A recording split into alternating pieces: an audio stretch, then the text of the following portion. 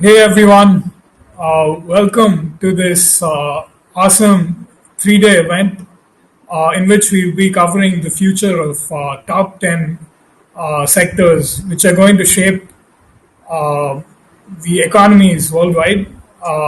We've thoroughly researched over 2,000 startups from 10 different sectors, and we've looked at data points from around the world in the US, in India, in Europe, Southeast Asia, Australia, whatever, name the place, and we've pretty much covered interesting startups in this, in our research, and this research had spanned like a total period of 2 months, and we had some very enterprising and innovative individuals from IIT and IIM, which are great institutes in India, who helped us collate these data points and did a very thorough research. We're also very lucky to be joined by some thought leaders, investors, and advisors from around the world, such as Dr. Aniruddha Malpani, who's joined us today. Some of you may obviously know him.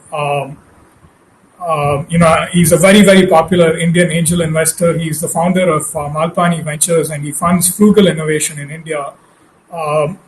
He's a contrarian in many ways because he's one of the few investors who also thinks about the customer and the end user. Through my brief conversations over the last 10 minutes, I was able to gather that. And obviously, reading his material over the last 1 year, that I've been exposed to his material on LinkedIn, Twitter. They've not been short of educational and informative. For those of you who don't know, he's a IVF specialist, very cutting edge when it comes to obviously healthcare, medicine, and also caring for his patients. And I would also like to thank everyone, each and everyone who's joined us from, I see people from all over the planet. Thank you so much for joining on such brief notice. I think, I'll leave the stage to Dr. Malpani, and I would let him introduce himself and begin his presentation. Thank you, guys. Okay, that's great, Suraj. Suraj, can you see my screen? Absolutely, I can see your screen. Yeah, but Suraj, this is not a self-portrait, okay? So I don't want you to start thinking that this is what Dr. Malpani looks like. I'm actually far better looking than this guy. But kidding apart, I mean, this is the way most entrepreneurs think of, this is what investors look like. Fat cats, literally, right?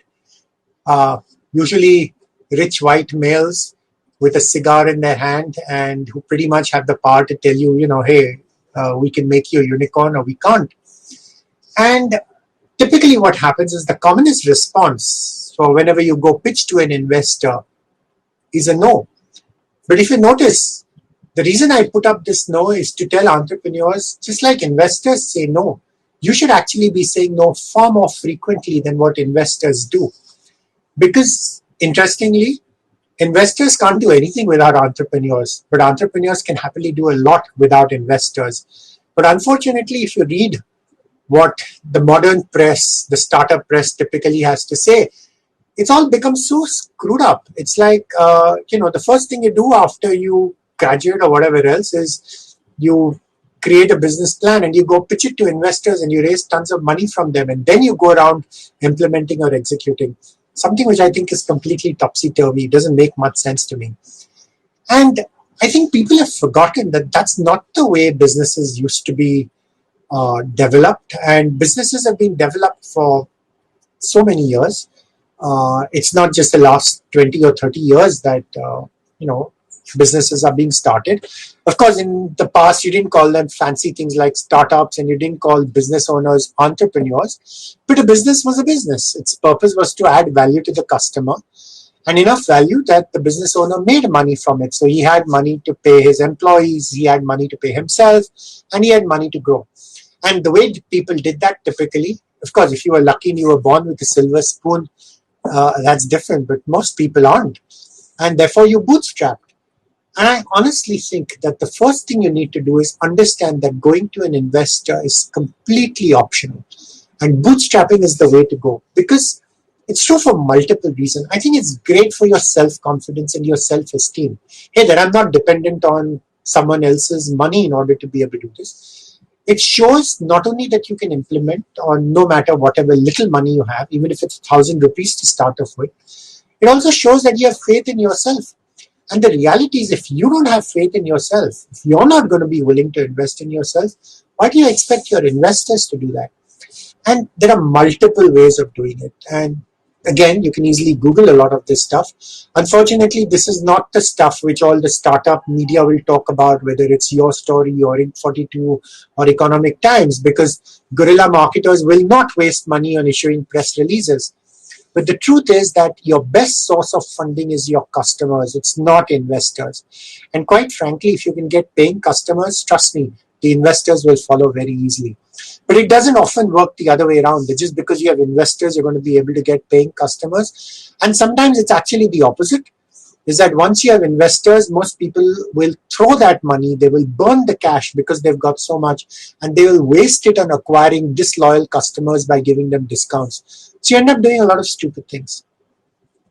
Who can you raise money from? And if you notice, there is the horizontal, because as a company grows, it starts with an idea, then you put a team together to create a prototype, you launch it, you'll hopefully get the first beta testers and the users who will give you money, that's your revenue, and then you will grow, and hopefully at some point you'll reach profits. Interestingly, you don't necessarily need to do this in this sequence. You could very well have an idea concept, you could very well create a prototype, even if you're not a techie anymore. There are lots of zero-code platforms for you to be able to do that. You could go ahead and launch, and you could get users and you could get profits right from day one. So there's nothing necessarily sequential. A lot of it depends on what you think is important.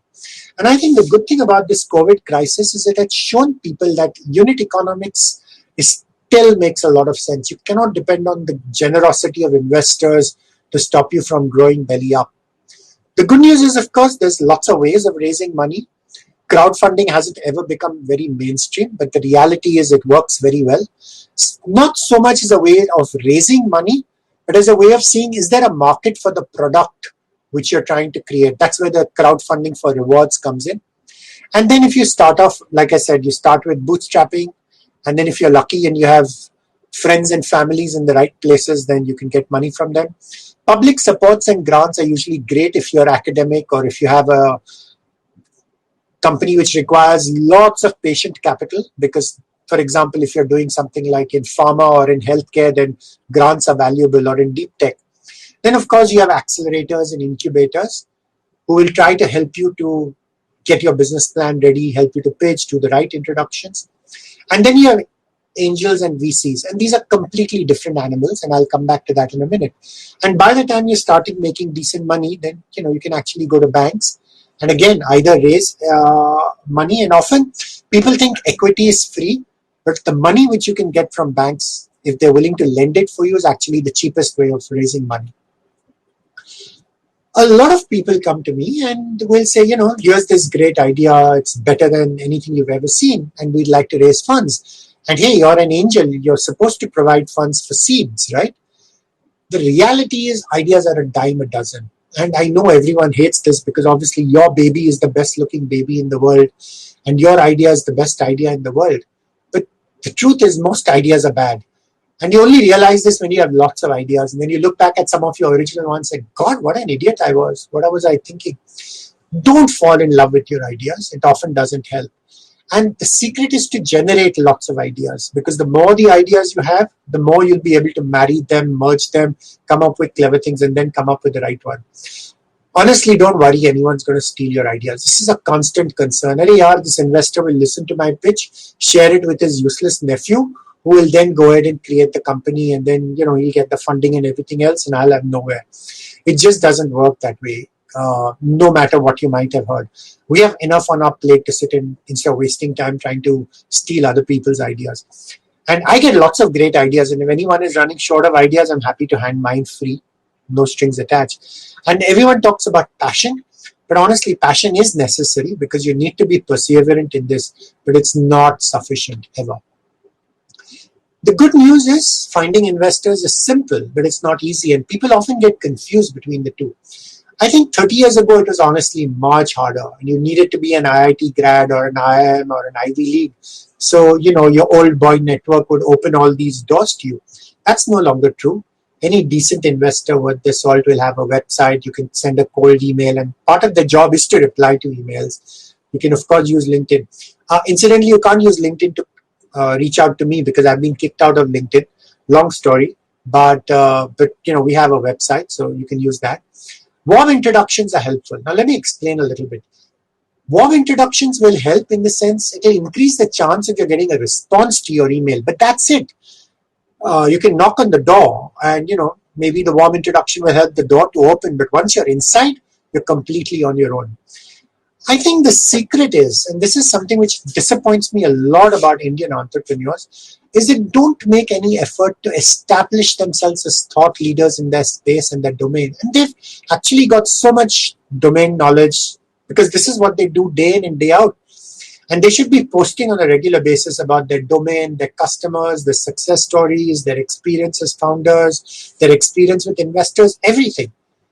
And the more you do that, the easier it will be for you to become a magnet and actually to get people to come to you. Because remember, investors are looking for entrepreneurs to fund. And we prefer finding entrepreneurs on our own rather than having someone come to us with a begging bowl. And always remember, the purpose of the first contact is just to get permission to get a meeting. So even if you send an email, don't expect, don't expect the investor to get blown away and sign the check. All you really want is a simple ask, hey, can I come and meet you, or can I come and give you a demo, or what other information can I share with you? Have realistic expectations, and I do my best to answer my emails and keep a zero inbox, but the reality is I do miss them once in a while, and investors are busy. We get flooded with pitches, and often the easiest response is no. And we don't say no because we're sadistic and we like saying no. We often say no because every time I have to say a yes, in one sense, I'm increasing work for myself. And sometimes no is a great way of finding out how the entrepreneur responds to the no. Does he become rude? Does he get pissed off? Does he just give up and say, okay, forget it? Or does he say, okay, fine, can I reach out to you after some time or whatever? Please be persistent. Please be patient. But please be kind to us. Learn to empathize. Just because we have money doesn't mean we don't have problems. And learn to respect your investors is what I would say. And the reason why it's so easy to say no to so many of these pitches which come by email is a lot of first-time entrepreneurs will make all these mistakes, which are complete red flags. And the moment you have an entrepreneur who sends a pitch saying, hey, I need an NDA before I send you my pitch, you don't even need to bother to reply to that email. Entrepreneurs who use discounted cash flow for doing valuations, these are great, but anyone who believes their own Excel gymnastics is being extremely unrealistic. Please don't try to bluff, don't add mirchi masala and jargon like blockchain and AI and ML because you think that's what investors want to hear. It doesn't work well at all. And you'll get caught up. And once you've lost your chance, it's very unlikely we'll give you a second one. And a lot of entrepreneurs have egos which are even larger than investors' egos. They refuse to accept criticism and feedback, very thin-skinned. Don't do that. All we're doing is trying to have a conversation and help us to have an intelligent conversation. Of course, you know much more about your domain than we do. But, perhaps there are things we know a little bit more about. So it's worth listening to us. And of course, you have all these wannabe entrepreneurs who keep on talking about what they want to do, but have done actually zero. And that always is a little disappointing. As I said before, these are the red flags. So if you come to me with just an idea, you've not made any attempt to create a prototype, to test it out, no implementation, honestly, I'm not interested. This is again the same Excel gymnastics with the hockey stick curve for revenue. I've seen this so many times, but the reality is a lot of the hockey stick curves go downwards and no one ever tells you that. Anyone who comes up and says, oh, there's no competition. There are only two reasons why there are no competition. One is that you've not bothered to do your homework. You don't even realize that there's tons of competition.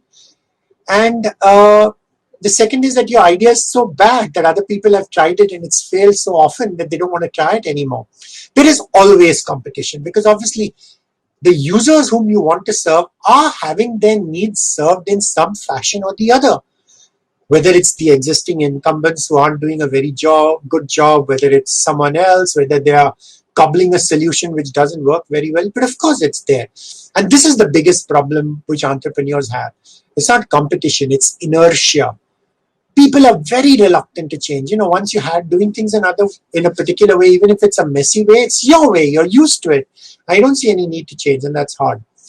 I don't like entrepreneurs who have no skin in the game, and we still get people who are full-time consultants or full-time whatever else who want us to fund their startup, and they want to continue earning money by being a full-time consultant and using our money to run their startup. But that's just not happening. And of course, all these guys who use a lot of buzzwords without even understanding, just because you've done a Coursera course on ML and AI algorithms doesn't make you an ML AI expert. And this, of course, is what most entrepreneurs dread about the investing process, what we call due diligence. And actually, remember, part of the due diligence is it should add value to your life. And a good investor will make sure that the process does that. So what really does an investor look like? And I've put 4 points, but there are actually 5. The first, of course, is the market. Is it a market which interests me? Is it a market which we think is big enough that you can grow? And then your business model. Very fancy words. We investors love using fancy words. Helps to put entrepreneurs in their place, because when they use fancy words to bully us, we need to use fancy words to bully them back. And business model is really just a fancy word for saying, how do you create value? How do you deliver value? And how do you extract value for yourself? That's it. And how good are you? How good is the team you've been able to attract? And if you haven't been able to attract, good guys, then obviously something is missing. And what progress and traction you made. But like I said, there's a 5th, an equally important one. And that's the investor. What turns the investor on? Is there chemistry between you and him? Does he care about what you're doing? Does he care about you? And that's equally important. And every investor is different. What about the funding piece? And again, there's standard process for this. Remember, everything is negotiable. People forget that, and there is no one right answer. And sometimes I don't understand why people raise a certain amount of money, and lots of wheels within wheels. But people get very focused on valuations, and I think yes, of course, they're important. But people worry a little bit about, if I give the investor too much money, I won't have any control left over my company. And trust me, the last thing investors want to do is take over control of your company, because that's honestly a headache and a distraction for us. We'd rather be investing in other entrepreneurs and making money from them rather than have to run your business for you. And what's our preferred option? It's basically CCPS. Google it if you feel like. And what we do is, these are compulsorily convertible preferential instruments. And when I say tranches, you can either give the entire money up front, or we prefer giving it in 2 phases so that you can build up trust. And the milestones we allow the entrepreneur to set. And obviously, if you meet your milestones, then your valuation improves. And if you don't meet your milestones, you pay the price for that. This is still an area which is a bit scary. It's all the legalese about the term sheets and shareholder agreements. And it is a little bit scary. I'm not disputing that. There's still a lot of that fine print I don't understand. Unfortunately, I don't need to, because I have a family office and an analyst who does a lot of the dirty work. But the important thing is there are lots of standard templates available. So please use those. Don't waste money on them. Focus on the areas you agree about. And, just because there's a clause which the investor uses doesn't mean it's a founder-friendly clause. And if you don't agree, then please knock it out. But it is important that you find a startup-friendly lawyer. And that's usually not your uncle who's a criminal lawyer or whatever else. It's someone who's actually done a lot of startup deals before and understands what he's talking about. And the good news, there are lots of them. And the good thing is, because they're startup-friendly, they understand that you don't have too much money to spend on lawyers. But their hope is that as you grow, they will grow along with you, and then you will be faithful back to them because they were helpful to you in your time of need. This, of course, again becomes a little confusing and is actually a little misleading, because actually what it should have shown is that the pie in your startup keeps on increasing over time, because you first start off and you own all of it, and then you find a co-founder, give him half of it, and then the friends and families take away a little bit of slice. So obviously the size of the slice keeps on decreasing over time. But the entire pie, hopefully, if things are going well and you don't have a down round, keeps on increasing. So that at the end of it, you end up with a lot more than what you started off with. And these are the standard steps. And of course, you can skip a lot of them. And it goes through accelerators and angels and so on. And all that's fine. whom do I fund? And I know this sounds very illogical. My first step is non-financial reasons. You need to fall in love with the team. And you might wonder why I'm saying that. But the truth is, all of us pretend that we're rational human beings. We're Homo economicus. But the reality is we're not. We're all emotional. And then we first use our lizard brain to come up with reasons. And then we use our cerebral cortex to find reasons to back up our gut feel. So that is the truth. I look for learning on investment versus return on investment, because whether I'll ever get a return on investment, and the truth is I will not with most of my startups, and I understand that. And that doesn't mean I'm throwing my money away. I try to make intelligent bets, but a lot of the stuff is not in the founder's hands, and startups will go belly up most of the time, and I'll come back to that as to why. But I'm looking for people with integrity who will be honest. Even if they're running into trouble, just tell me the truth, that's fine. Someone who have curiosity, someone who want to find out more about the world, who will therefore be resilient and will be able to pivot as needed, and someone who has humility, someone who understands that they don't have all the answers. And for me, the easiest thing actually is to get someone who's got paying customers. Because honestly, if you have paying customers, that means you've taken care of a lot of these problems. So the amount of homework which I need to do is much less. Honestly, I don't care about your past. I don't care whether you've done IIT or IIM or all that BS. It makes no difference to me. All I care about is your future. And this again is important because a lot of first-time entrepreneurs get lured, and the reality is there are lots of bad players in the startup ecosystem. These are incubators and accelerators who actually make money by cheating entrepreneurs, by promising them the earth and the moon, by we will help you create your business plan, we will help you create your pitch, we will introduce you to investors, we will take you to Sequoia and Matrix, and all they end up doing is take you to all the analysts in Sequoia and Matrix, guys who can't make any decisions by themselves and just spin your wheels and make you waste time. Not all investors are the same. And that's true for angel investors. Everyone on LinkedIn seems to have angel investor as part of their description. So the first question you need to ask is, when did you sign your last check? And if they haven't signed a check for the last 1 year, then really you need to find someone else. Please do your homework. And honestly, and the simple question you should ask is, please introduce me to the founders you funded before, and talk to the founders behind the investors' back.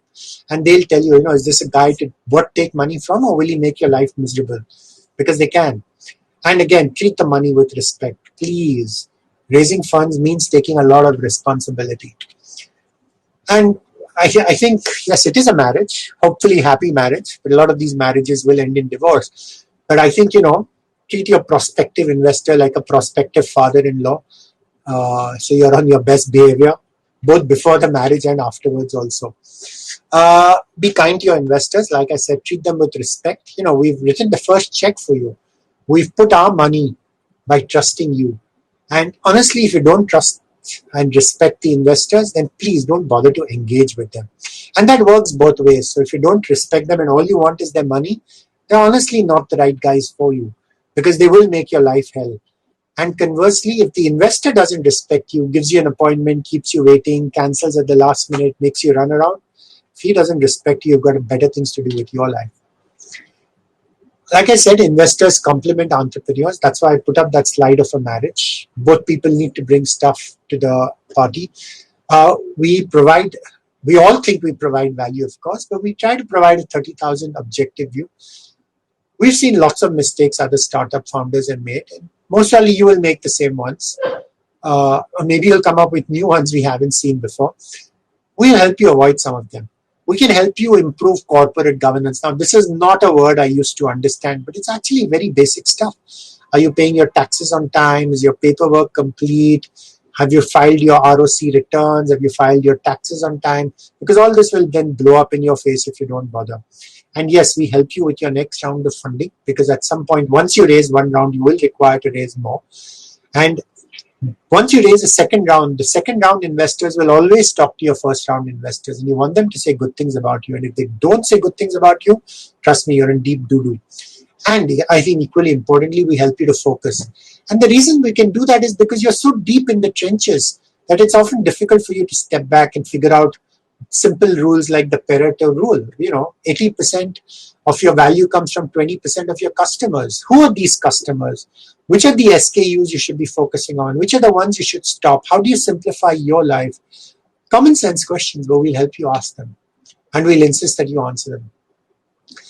Again, this is fairly straightforward stuff we've learned the hard way. And if you have investors who, the first question is how much return you're going to give us, again, I think that's a red flag. You don't have a crystal ball. None of us knows what the future holds.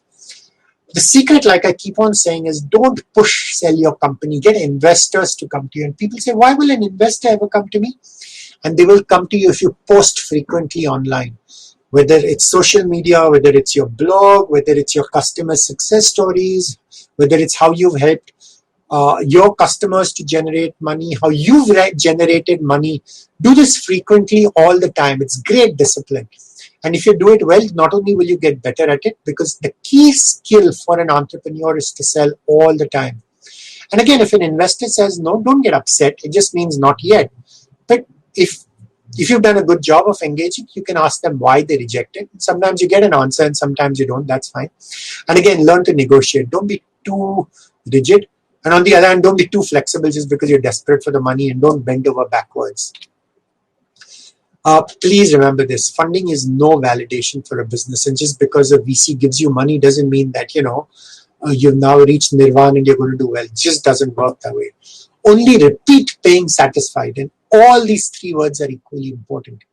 If your customer is not paying, I don't even count him as a customer. I'd call him a beta user, if at all. Satisfied means he's happy with you. It's easy to get lots of customers who are unhappy with you. And if you want to find out how to do that, talk to Byju's or White Hat Juniors. Great lessons. And when I say repeat, it's not only they're coming back to buy from you, they're also referring their friends to you, which is very helpful.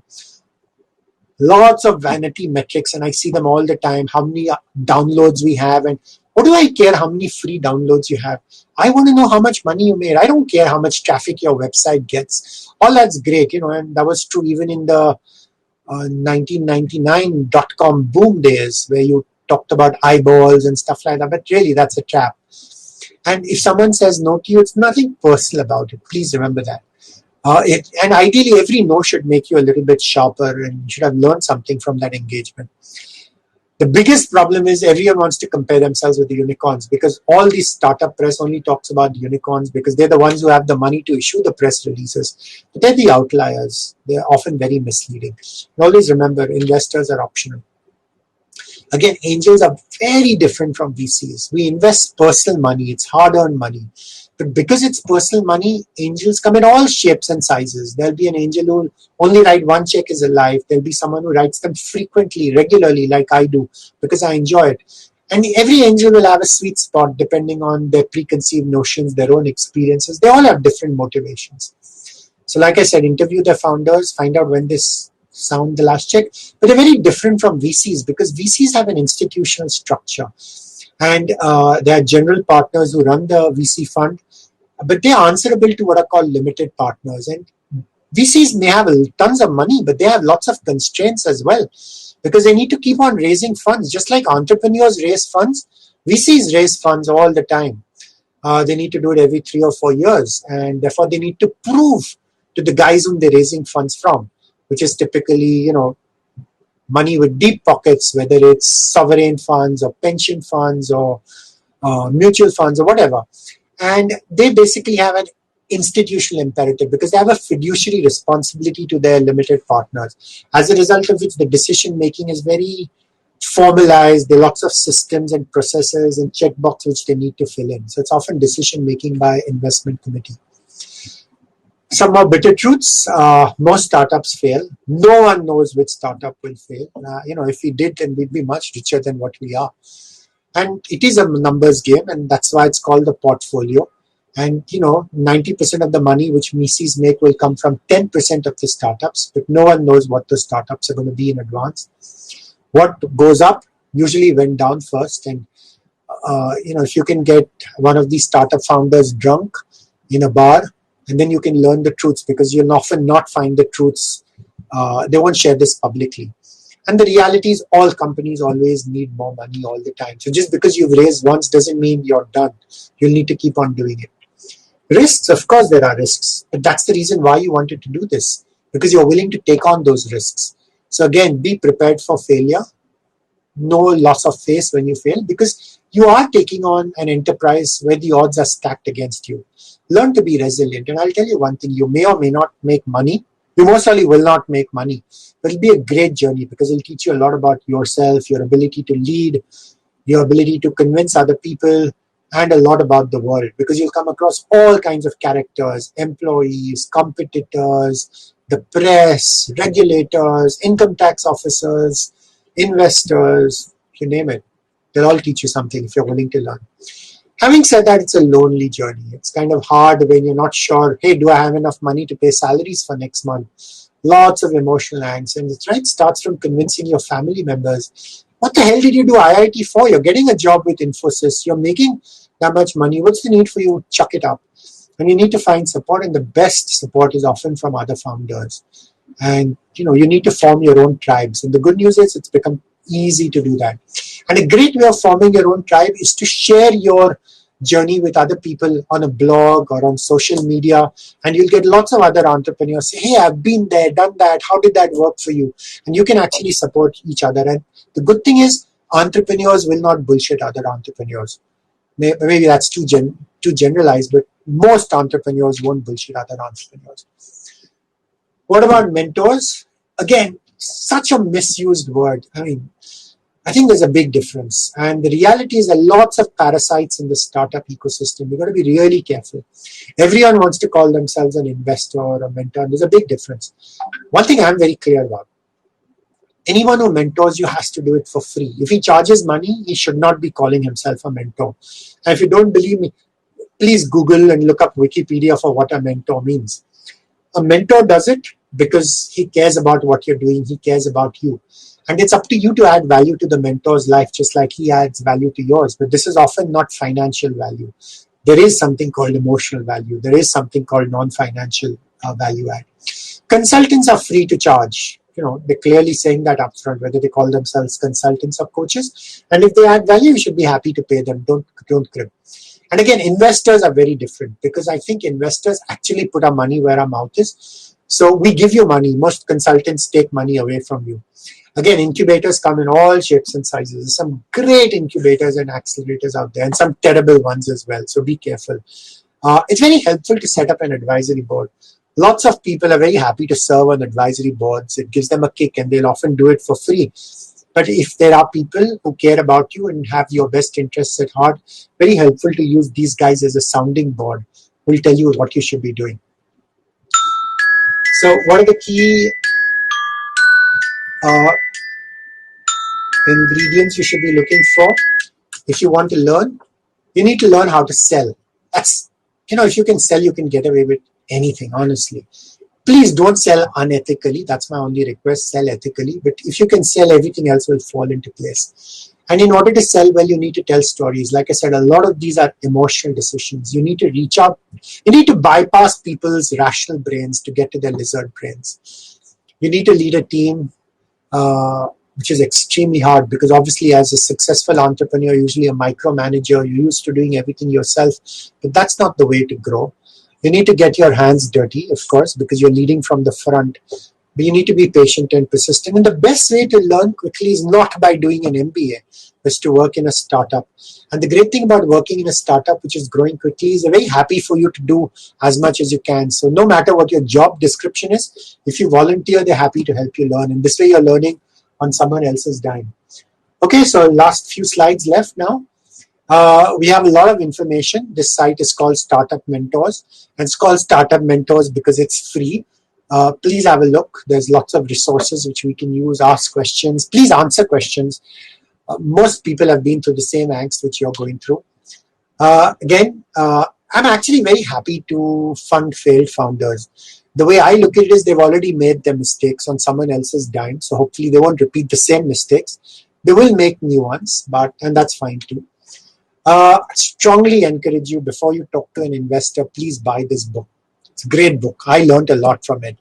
And especially if you're doing this the first time, it will give you a much better perspective. And a lot of the pictures which I took today were from this book. And if you're a Marwadi like I am and you don't want to spend money on books, then this is also a great book. It's called the Fundraising Field Guide, and you can get it free on slideshare.net. And The basics don't really change. And here's my last slide. And that's really what we want to do. This guy happens to be a doctor because I happen to be a doctor. And it doesn't mean that entrepreneurs are patients or they're sick or anything else. But I honestly believe that just as the job of a doctor is to help patients to get better and to do well in life, I honestly think the job of an angel investor is also to help entrepreneurs to do well in life. And I think honestly that's one big advantage of being a doctor, is that we can be a little more empathetic because we understand what entrepreneurs go through and how hard the journey can be.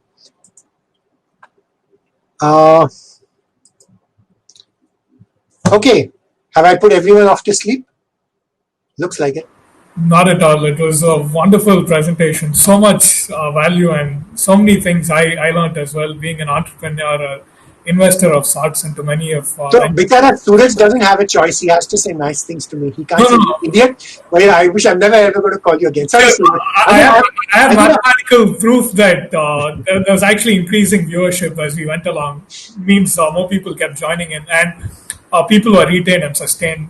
So I think that speaks a lot. But you know, Suraj, for example, I've shared the PPT with you. Please share it. The whole purpose of the entire exercise is to share information with people. I'm a big believer in that.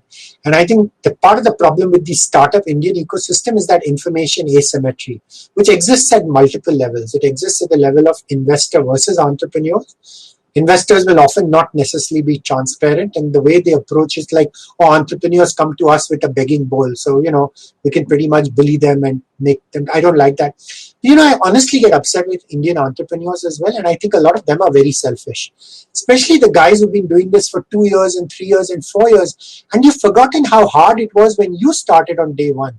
And if you aren't willing to help other entrepreneurs, who the hell is going to help these guys? And I'm sure there's so much information you know today, which you wish you had known when you started. Costs you nothing really. 5 minutes of your life every single day at the end of the day, or perhaps when you're starting up, chalk it up in your list of good deeds to be done, karma, whatever you like. But honestly, I honestly wish people do that, because it's because entrepreneurs don't share truth with other entrepreneurs. I think startup ecosystem is plagued with predators who tell lies and take advantage of naive entrepreneurs. That really bothers me.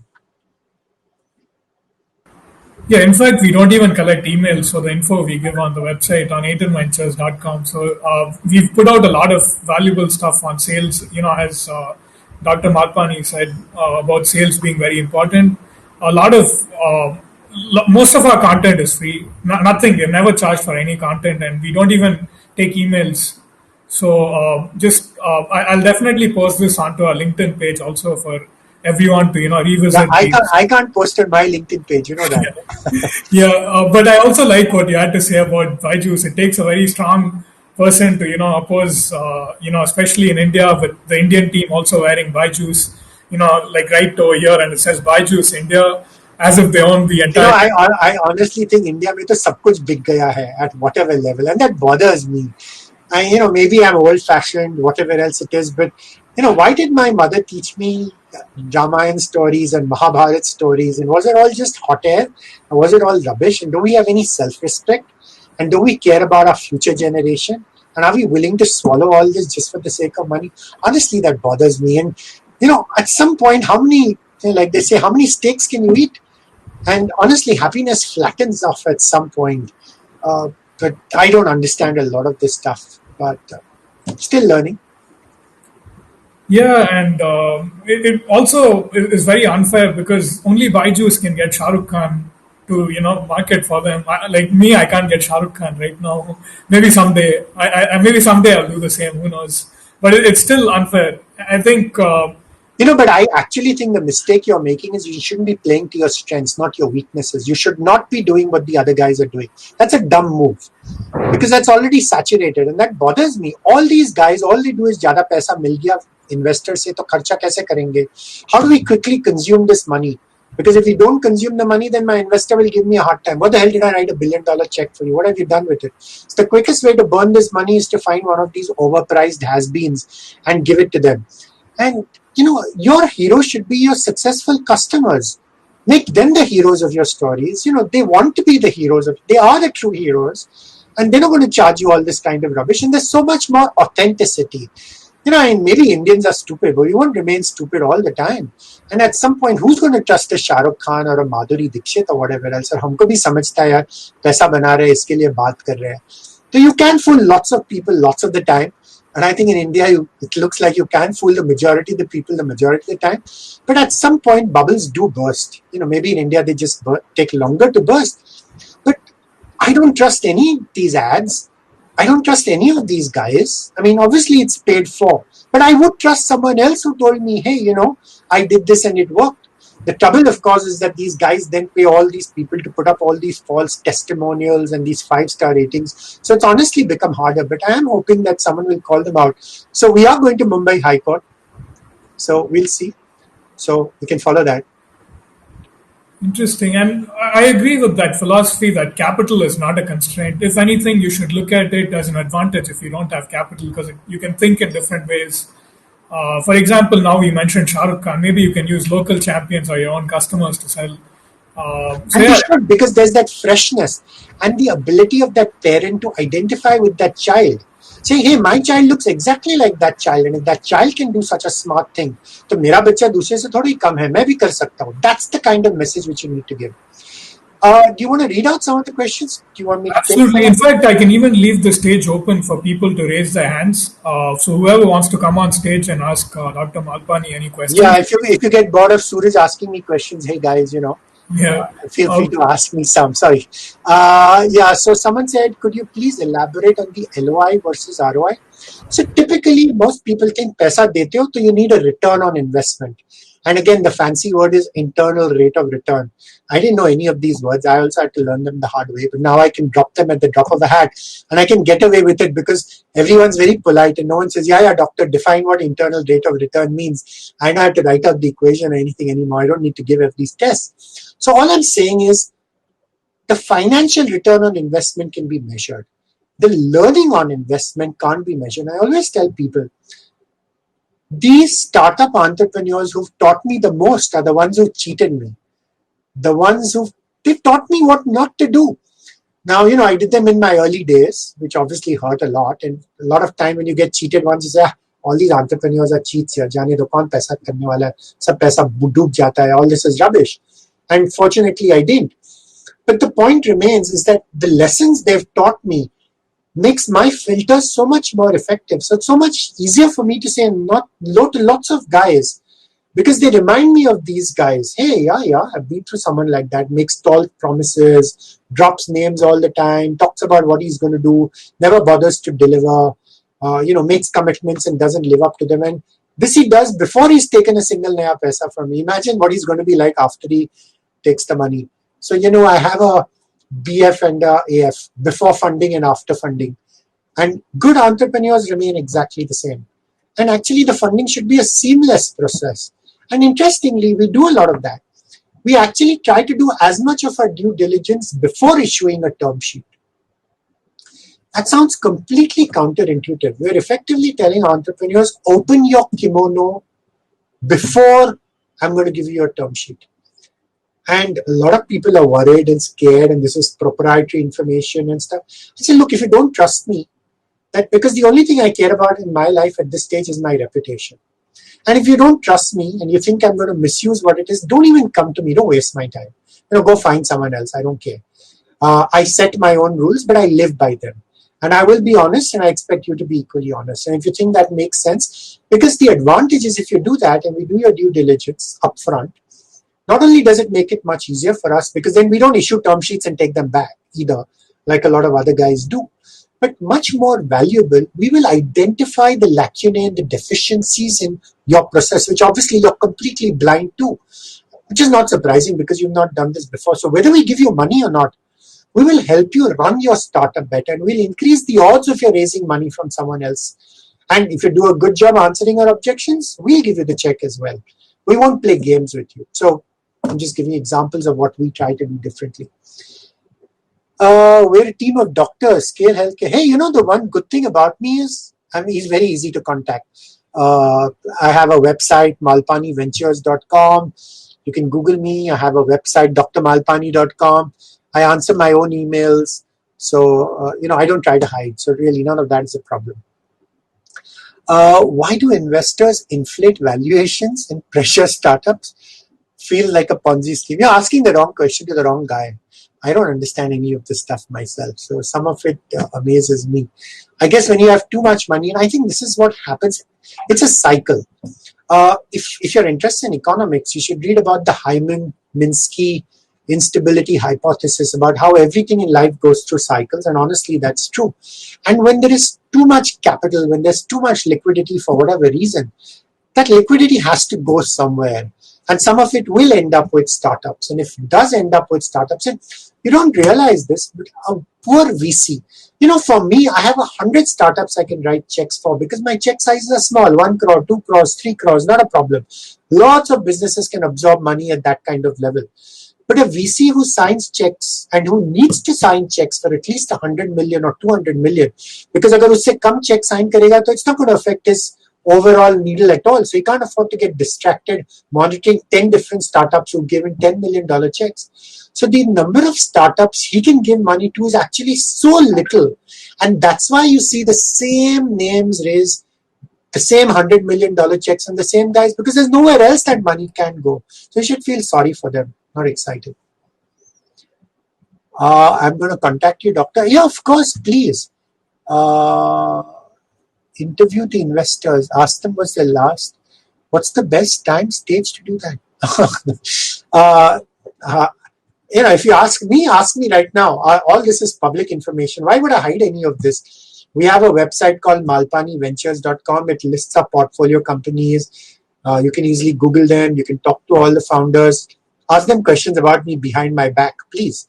Helps to keep me honest. And every good VC firm will obviously have all this information. And if they don't, that's actually a red flag. And then you need to ask them, hey, why the hell don't you have this information? Do you recommend a book on raising funds? Yes. Didn't I just recommend two? Or did I go through so quickly through this thing? So I did. One book is free. The other is paid for. One book is called Startup Funding. And the other is called Fundraising. And again, it's part of the deck. And all these books are there on startupmentors.in. So all these resources. There's also a very popular one by Brad Feld, I think. That's one I've read. In fact, we'd encourage you. The secret, I'm a very slow learner. So what I do is I read multiple books on the same topic. Because 80% of the first book will go over my head. So I'll absorb some of it. And there will be stuff which obviously the author will not do a good job explaining. So rather than break my head trying to go through dense prose, I'll pick up a second book. There'll be a lot of overlap. So some of it now will be familiar. Hey, I know this. Oh, okay, now I understand what that guy was talking about. And books are cheap, boss. Honestly, I don't understand why people don't read more. But don't read only for reading. Read for sharing with other people. So whatever you read, do a book review on. Share it with other guys. And honestly, that's a great way of getting extremely smart about anything. So what do I understand about AI, ML? Nothing.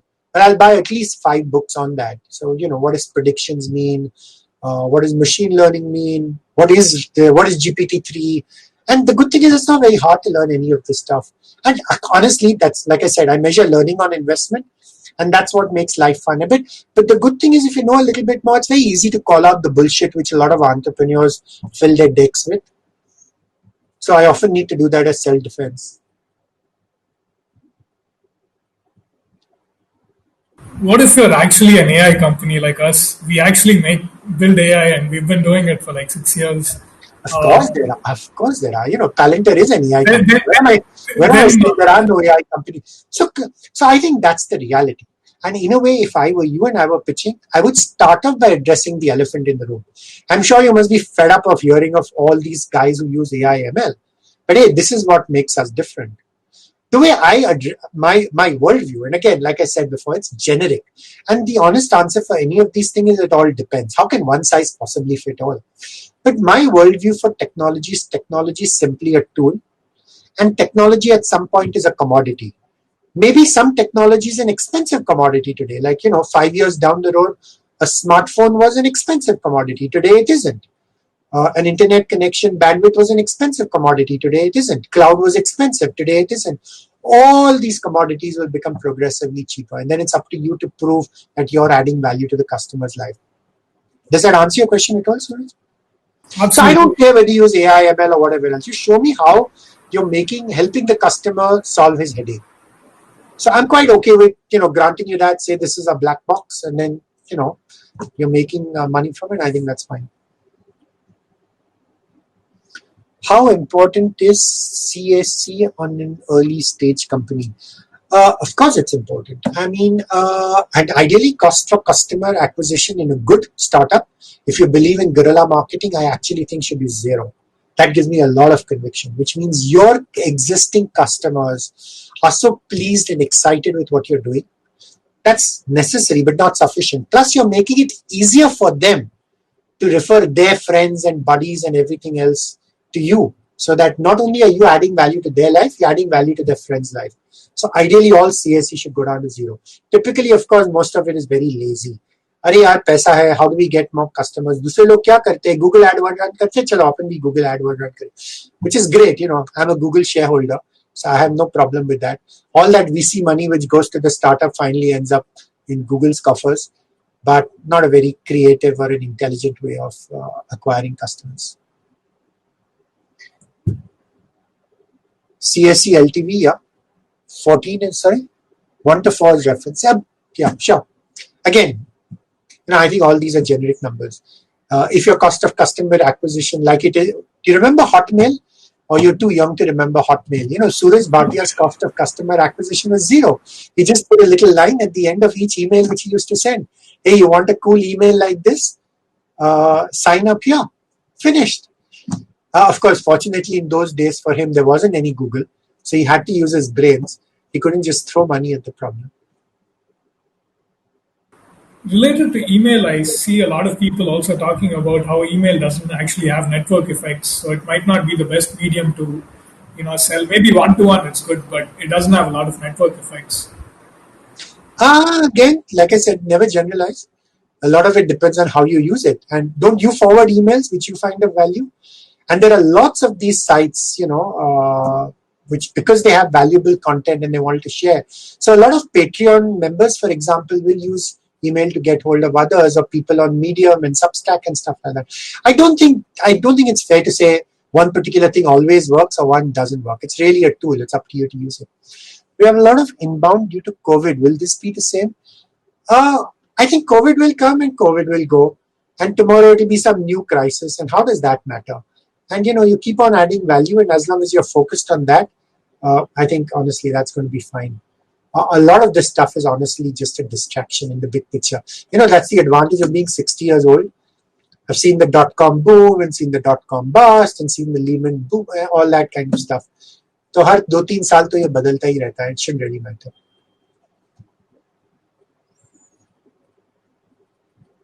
Okay, so are we done?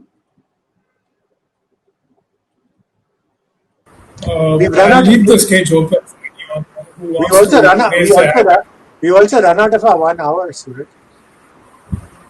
Yeah, it's 53 minutes. It's fine. If somebody else has any questions, please feel free to ask for the next few minutes, if you still have some time.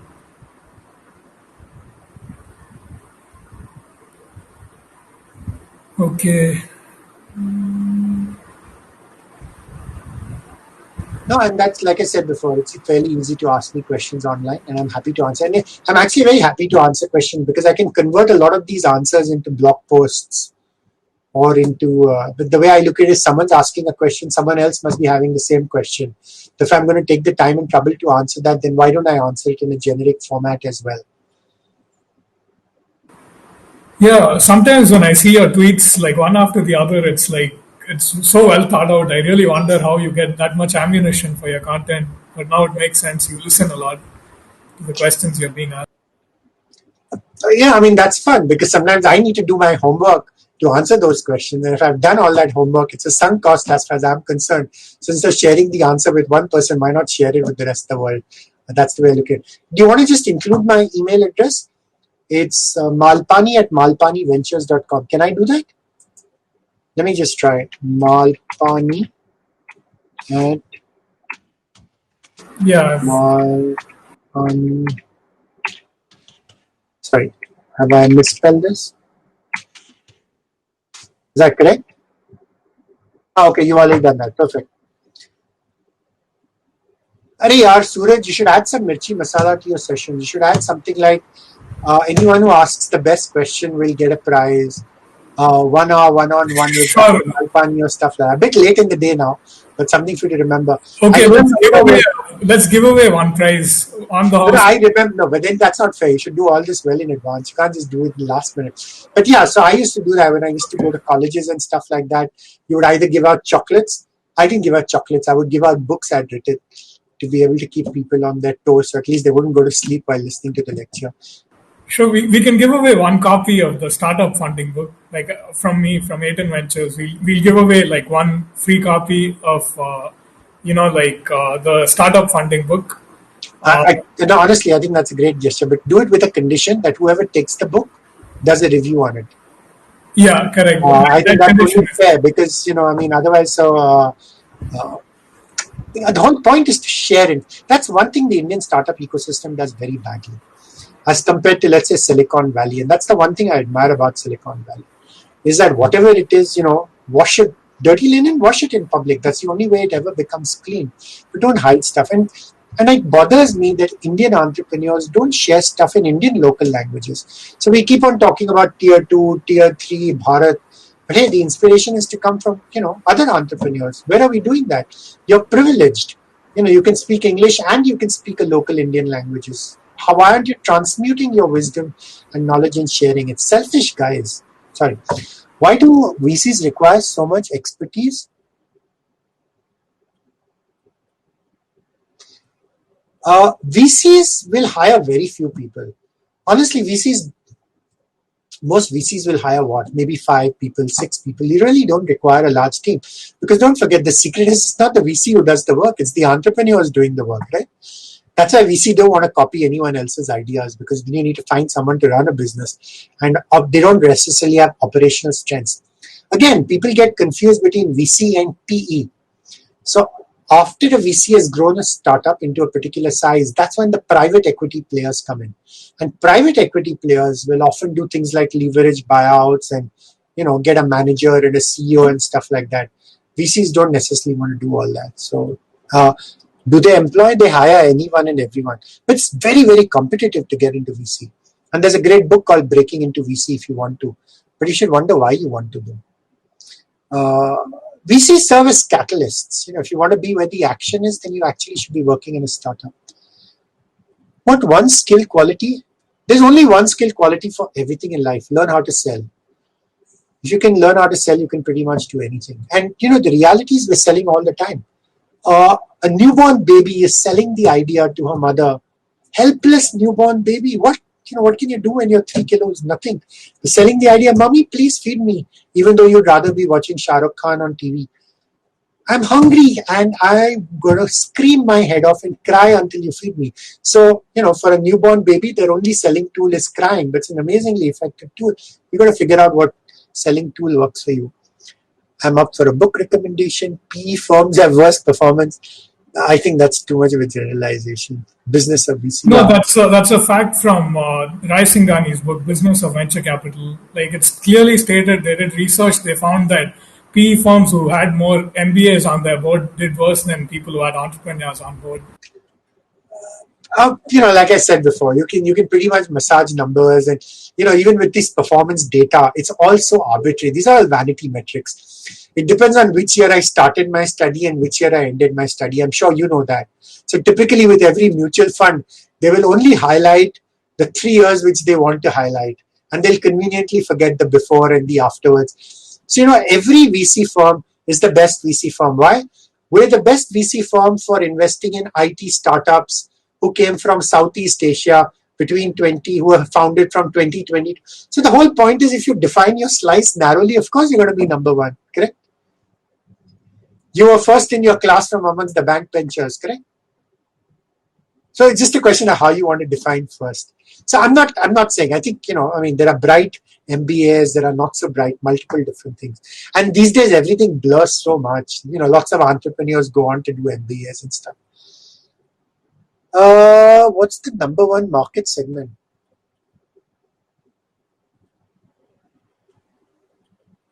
Why do you think I know the answers to these questions? I think that's the other common mistake everyone makes. Just because I'm an investor, I don't have a crystal ball. I wish I did have a crystal ball. My life would become so much simpler. The reality is mostly whatever answer I give you will be God knows gyan coming from where. It'll mostly be an inaccurate, unreliable answer. So honestly, I don't know and I don't care. How is that actionable information for me? Because even if, for example, for your argument's sake, I said health tech is, I can say anything I like and get away with it. I can say, because all these markets in India are untapped. So most Indians are underinsured. Most Indians need coverage. For, let's say health tech. What difference does it make? It doesn't help to know that the health tech market is growing. I want to know which particular startup in that health tech market is the one which is going to become the winner. I don't know the answer to that question. So I'm not translating that insight into anything very actionable or usable. I hope that makes sense. Like in which one would you invest? I invest in anything and everything. Like I said before, I'm sector. The fancy word is sector agnostic. I love these fancy words. Like if nothing else, then people have to at least look up the dictionary and say, yeah, agnostic cheez kya hoti hai yaar? But anyway, kidding apart, I will invest in any domain. As I said before, the bet is on the entrepreneur. And so we've invested in fintech, we've invested in edutech, we've invested in health tech, whatever. And if at some point I think this entrepreneur is a smart guy or woman who can teach me something, I'll be happy to put my money there. And at the end of the day, hopefully I'll learn, may or may not make money. But the advantage of being contrarian is that then for the startups which I fund, there's much less competition. So the valuations are much more realistic, much less frothy. I'm not trying to compete with 100 other VCs for something which is hot or something, because typically anything which is hot gets overvalued, and that's just not my cup of tea. So, but of course, the problem is not enough being contrarian. You need to be contrarian and you need to be right. That's hard. So no success stories, guys, worth talking about. And that's also fine. Like I said, how do you measure success? And if I were a VC, then I would have to measure success, and I better make some kind of mark-to-market return every 3 years, because I need to raise fund 3 and fund 4 and fund 5. So the poor VC is on a treadmill all the time. Fortunately, as for me as an angel investor, it's my own money I spend. So the only one I need to keep happy is my wife. And she's been married to me for too long now to divorce me just because I invest in the wrong startup. So I'm okay.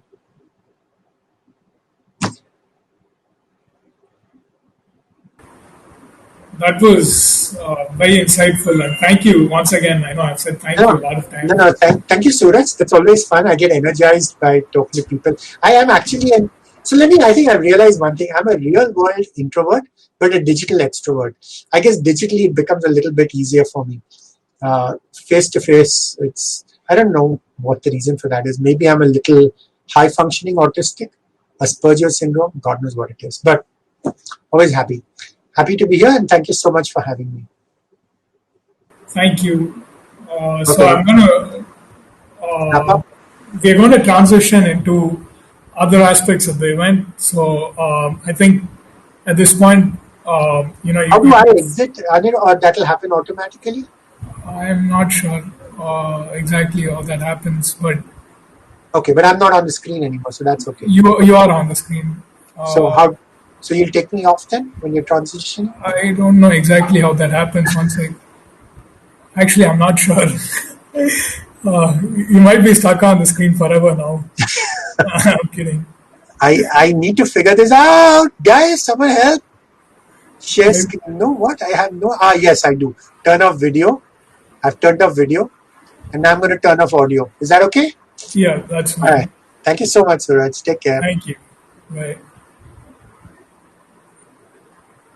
So, just before we get started, a little bit of history and context into some of our activities and why we've been conducting this event. So I'll play the video. Is it playing? I'm not sure. It says loading.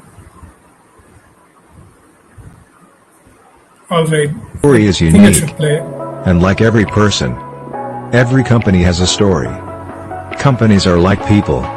They are born out of the desire of people or a group of people to change the way things are done.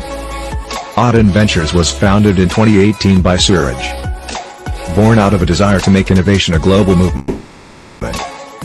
And the desire to leverage cutting-edge technology to make the impossible possible. After some founding hurdles between 2018 and 2019, fortunately in September 2019, Auden Ventures was proud to collaborate and seal a partnership with TechTorch AI, which not only brought AI capabilities to our ventures, but helped us co-create unique service offerings for ambitious startups, such as Virtual Chief Technology Officer and Revenue Operations. We have deployed this model to a number of startups in USA, Singapore, Australia, and India. Service to other startups is one of just many our activities. We are at the cusp of launching a community-driven B2B marketplace for software and artificial intelligence solutions, a content creation Chrome extension, and a revolutionary product suite for venture capitalists. So you may call Auden Ventures an ecosystem of services, products and most importantly, entrepreneurs who are at the service of other entrepreneurs. Our long-term vision is to excel in precision medicine, human genomics and longevity, sustainable food, and ocean technology. Thanks for being a part of this journey.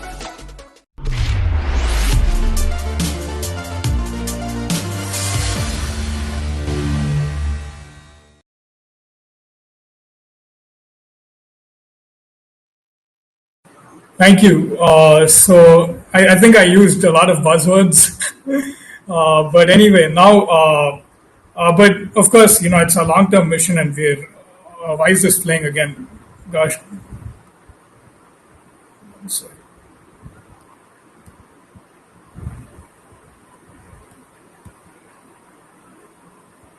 How do I? Why is this playing again? One sec.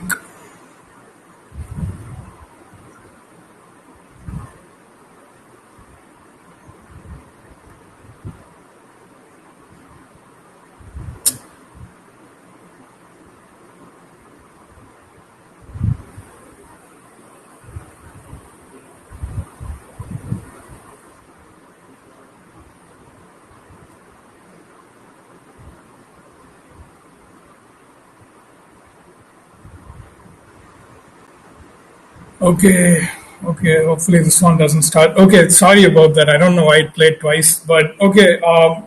So basically, what's happening is, we're creating a product suite for VCs to be able to, automatically source deals, perform due diligence, and make informed decisions and data-driven decisions. Because right now, it's only like 38% of VCs that are actually data-driven. Most of them, rely on obviously intuition, but not very data-backed way to make those decisions. And there are certain interesting data points that you can leverage as a VC, such as the personality traits of the founders, because they've done some research and they've found that there are certain personality traits that are more likely to go on to build game-changing companies. And also, of course, as you're, running numbers and, surveying different sectors, you can come up with some correlations as to, which indicators would give you best returns and things like that. So the focus over the last 2-3 months, with our team of, 10 super awesome analysts has been to identify these data points and to come up with a methodology to basically rank these startups and to be able to say how investable a particular startup is. So I think we'll begin this session. We are going to be covering different sectors. Each of our analysts is going to come on stage and going to present on a particular sector. So I think we'll begin with Aman, who will speak about agricultural technology and his research on agricultural technology. So I'm going to be inviting Aman to stage.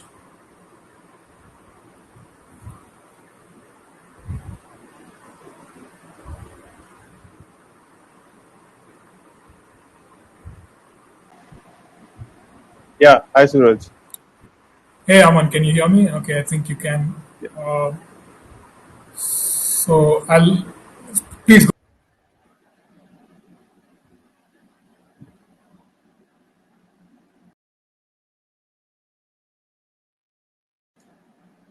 Yeah. So I think the screen share is not allowed while the video is being played. Yeah, I don't know why this video thing kind of messed me up. One sec, hold on. Let me see.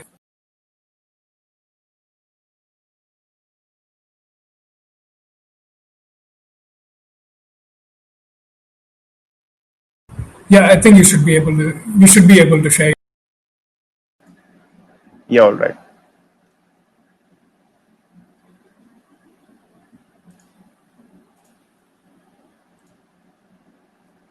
So is it visible?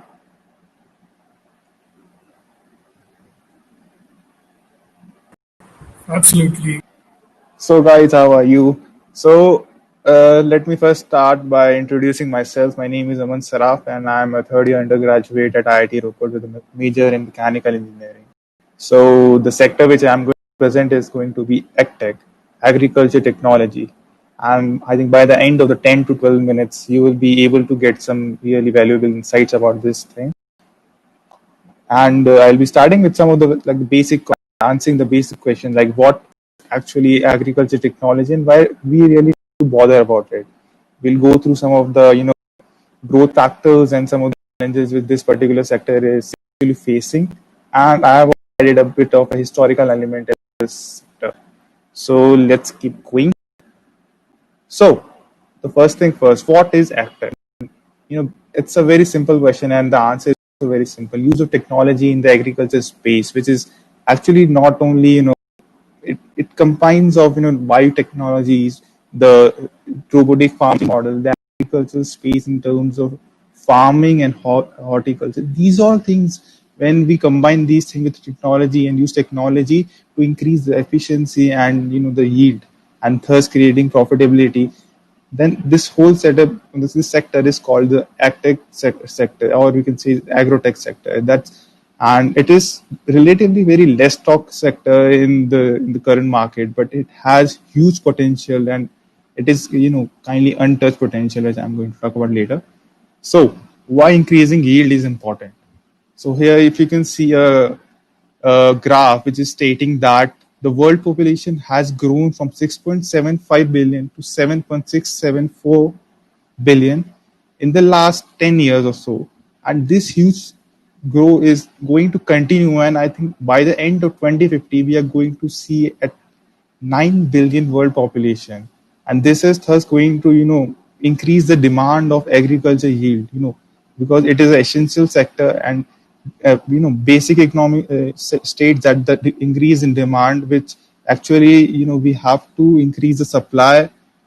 We need to increase in the supply of the agriculture product because of it, because of the increase in consumption. Now, why is agriculture essential sector? Well, I have a very interesting question to pose over here. What do you guys really that? What will be the first thing humans will do after they settle on Mars? Like, what do you think we are going to do first when we settle on Mars? Well, anyone can answer this question. Suraj, you can help out with the message. I can't read them right now. Oh, I'm saying they'll probably farm or they'll play basketball because I don't know. I No, imagine it might be fun like that. well, they are going to grow potatoes and they are going to actually, do agriculture stuff. I've seen the movie called Martian. And it actually emphasizes that how agriculture is really an essential sector, because if you look at the stats at the, the quarterly GDP of India and when the lockdown was, there, I think agriculture was the only sector which grew with a positive rate of 3.4%, while the other sector faced a huge jump in the development process. And around 58% of Indian population is actually, you know, they are actually dependent on agriculture for their livelihood. And I think agriculture has remained to grow in such a pandemic, then it actually signifies how essential it really is. And if we talk about in the global economy, you can see a chart where the percentage of GDP of agriculture is shown, and we can see that majority of countries are actually relying on agriculture products. It's like the world's 3% of world GDP is represented by agriculture as of the stat show of 2018, and 30% of all workers are actually being employed by this sector. Now coming to the history of AgTech and why actually I'm really confident that we are going to actually, you know, increase our yield a lot because we have actually done it in the past.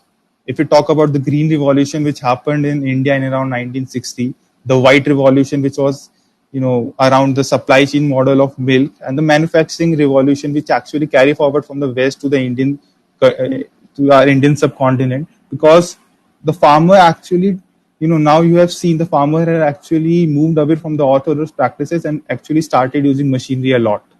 And talking about green revolution, it is one of the very insightful thing which I think everyone should read about it. There's an article from Times of India in, I think, 1966 or 1967 article it is, and it actually stated that in 1964 India faced a very worst famine because of 2 consecutive years of drought that happened in India. We actually faced at a shortage of food supply, and then there is a person, Nikanti Subbaroy. You can see he's one of the pictures. He actually came up with the idea of an IRA genetically modified. Now, what is, I can compare with the old seeds. The old seeds are actually able to grow 2 tons of rice per hectare. And the genetically modified seeds were actually able to produce 7 tons of rice in per acre, and that's a huge increase. And one can actually imagine the profit that the farmers would have, taken from this, at that time. And also, you can see that this is what the technology that was able to pull us out from such a worse condition that were. And now discussing about some of the key tech technology which are developing over the years, which are currently present in the market and are actually going to develop a lot, which includes the robotics, automation things, the use of AI, ML, data-driven agriculture is a big thing, because we are going to use data to actually manage a 20-acre farm, because we can't actually now go at each point of the farm and actually locate where the soil is really fertile and it is going to give a proper harvest. It is going to be based on the IoT based sensors, which we are going to track the data and know whether the thing is getting irrigated or when to we actually have to harvest the whole produce. And coming on to some of the very startup which have been sector has really seen in the last 5 or 6 years. One of them is Indian agriculture. You can see the diversity of these startups, which are not only based on data driven, but also based on the robotics field, and also you are reusing things like a lot. And whether they like in the start, they all these startups are actually able to fundraise around $50 million US in the last couple of years, and that has really been a very good thing for someone who are looking for new opportunities or new sectors to actually invest their time and money on. And if we talk about Indigo Agriculture, which was one of my favorite startups which I have looked upon, they were actually using machine learning data analytics to compile a database, so the type of microorganism that promotes higher crop yield, and that is a thing which is not very commonly used in the agriculture space. And some of the growth drivers, well, this is a particular time where we can actually see that financially viable and efficient computers, communications, and they all are available at the same time. And also the population growth factor, which I have already discussed, has been driving this sector from the last decade, you can say. And the two major markets are actually simultaneously growing a lot.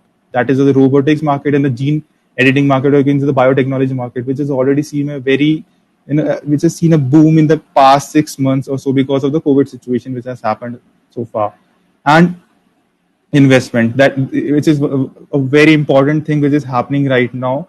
9.98 billion US dollars has already been invested in India through FDIs in the last 2 decades. And presently, if you would have seen the US India summit, our PM Mr. Modi has also signified to they have urged investors to come in this agriculture space and invest a lot of money. And no sector is nothing is it is incomplete to talk about if we don't talk about challenges faced by this particular sector. And As if you have heard Mr. Dr. Malpani has said that people don't want to change a lot, and this is what has been one of the most biggest challenges it has been faced in this by this particular sector. That the transfer of technology and the infrastructure operational challenges are always been there in this sector because the price is not fixed. The price is volatile, the supply is volatile, and if the earning of if you take an example of a person who is going to as his income is rising exponentially, he is not going to start spending more on the agriculture product. The spending over the years will remain more or less the same, and it is one of the challenges which is being faced by the various startups which are there in the market. Also, the monopoly market, like there are a lot of supply, but only a certain person is able to buy the product from them. So this becomes a monopoly market, which actually create a lot of problem in this environment. And coming to the how this thing is going to like how is this sector going to grow? And I've been researching on this sector last 6 weeks, and I can tell you guys like it is going to grow exponentially. Like from you can see I've actually googled it, and and in 2018 the whole market size of agtech was 494 billion USD in 2018, and is expected to grow 730 billion USD by 2023 at a compound annual growth rate of 8.1%. That is really good. Like if we can see the more and more startups have actually come started to come in this sector and invest a lot and try to influence the farmers to actually see the data driven thing, the AI/ML trend is already started, and try to influence the farmer to actually try to bring more innovation in their marketplace. And what can we expect the next thing which will be coming through these things? There are two major things which are data driven agriculture, the smart agriculture thing which we have already discussed about, and the automation part, like how the swarm robotics and the robotics things are going to actually have help a lot in agriculture space. How the drones are going to actually irrigate the whole field without the person being involved in it. Going to actually manage a lot of labor costs. We are going to cut down the cost a lot, which will actually improve the profit of a lot of companies, and this will actually help us to increase the yield because we are seeing at a market base of 9 billion people, and everyone is going to eat something or less. And agriculture is not only the place to invest in. The supply chain models, the packaging industries are there, the poultry farming, where the all milk and these things are which are coming forward. These for everything they are actually by the in concluding, I have to say two things about it. This is a particular sector which actually has some untouched potential, and in this particular sector there are going to be innovations which are going to be beyond imagination. So over to you, Suraj. That's it from my side. Thank you. Good, great job. And I think tech is, yeah, as you said, like it's fundamental to any human activity. There wouldn't be these SaaS companies if there wasn't agriculture or crops, feeding us. So I think you've done a great job. Thank you so much, Aman. Yeah, I'm open to questions if there are absolutely. Any. Please feel free to ask Aman questions there.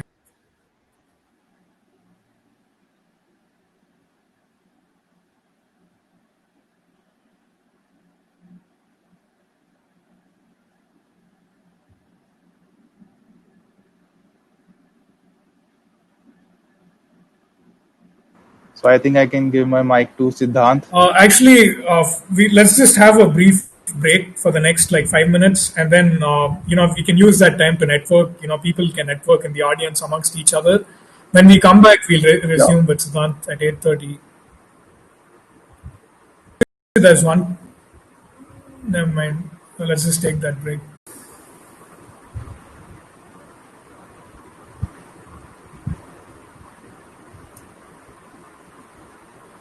Hey guys, welcome back.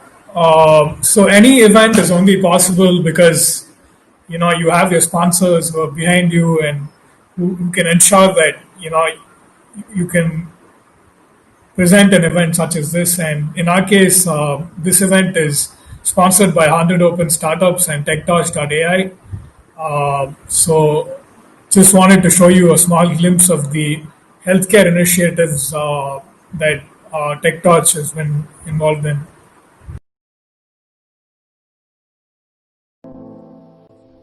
The pandemic has made the existing model of care redundant. So we set out to achieve better outcomes at lower costs. Artificial intelligence has various undertones, right? For some, it is a threat. For some, it is a hope. But for us, it is a vision. A vision to make care more precise, affordable, fulfilling. Smart care assistive robots in a clinical setting.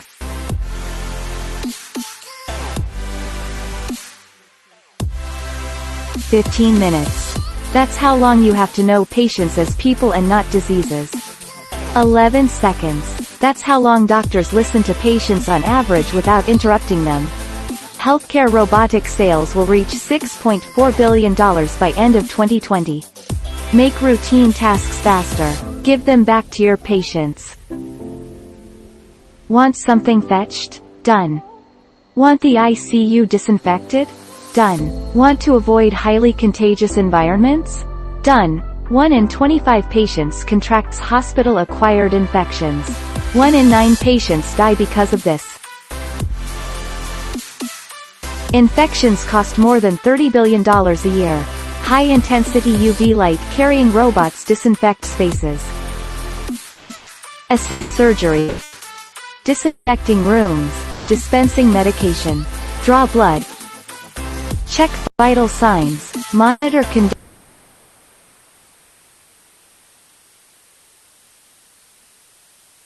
condition and take care of hygiene.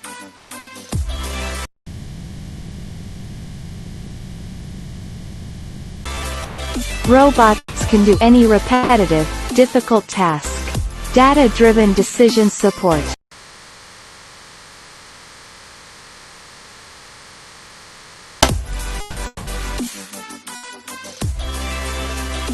You've only scratched the surface of your data. Predict who will be infected. Estimate patient volume. Improve staffing schedules. Digitize EHRs. Share data and make changes without paperwork or privacy issues. Analyze data on the spot. Get real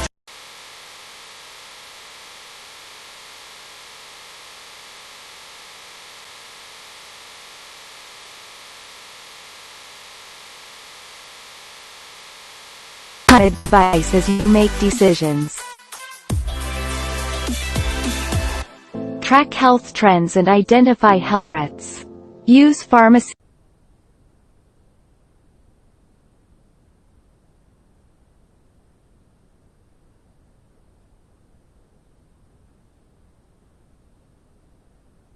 data. Predict and monitor potential drugs.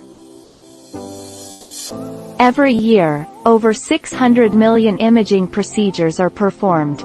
Storing these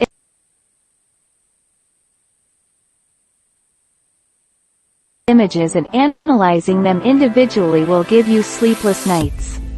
How would you like to just study the outcomes in place of the actual image itself? Healthcare is 200% more likely to experience security breaches. Why? Simple. Personal data is invaluable on the black markets. Do you want to save millions in fraud every year? That's what sets apart an extraordinary institution from the rest. Telemedicine. Delivering care is expensive. Why not build a system that's always ready to secure the community's health? Focus on time with patients. Democratize care. Watch patient outcomes shoot up. Millions can't access emergency services. Treat minor illnesses instantly. Reach housebound patients.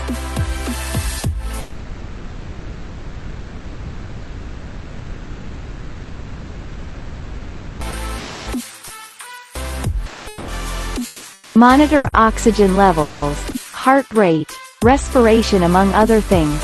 Personalize treatments. Prevent readmissions. Avoid unnecessary consultations and paperwork. Make better use of your time. If you could prevent an adverse outcome, would you prevent it? There are always ways to improve outcomes. Don't just imagine the future of healthcare, come shape it. With us.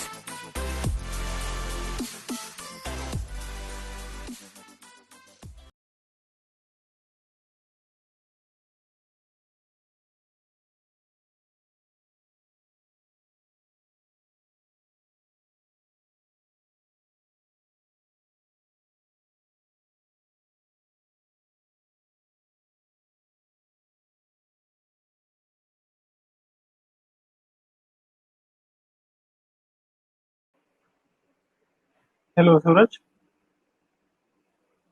Suraj, you're on mute. Your mic is on. Oh, my mic was on mute. Okay, interesting. Okay, cool. You're on stage. I can hear you. Okay, let me present my screen.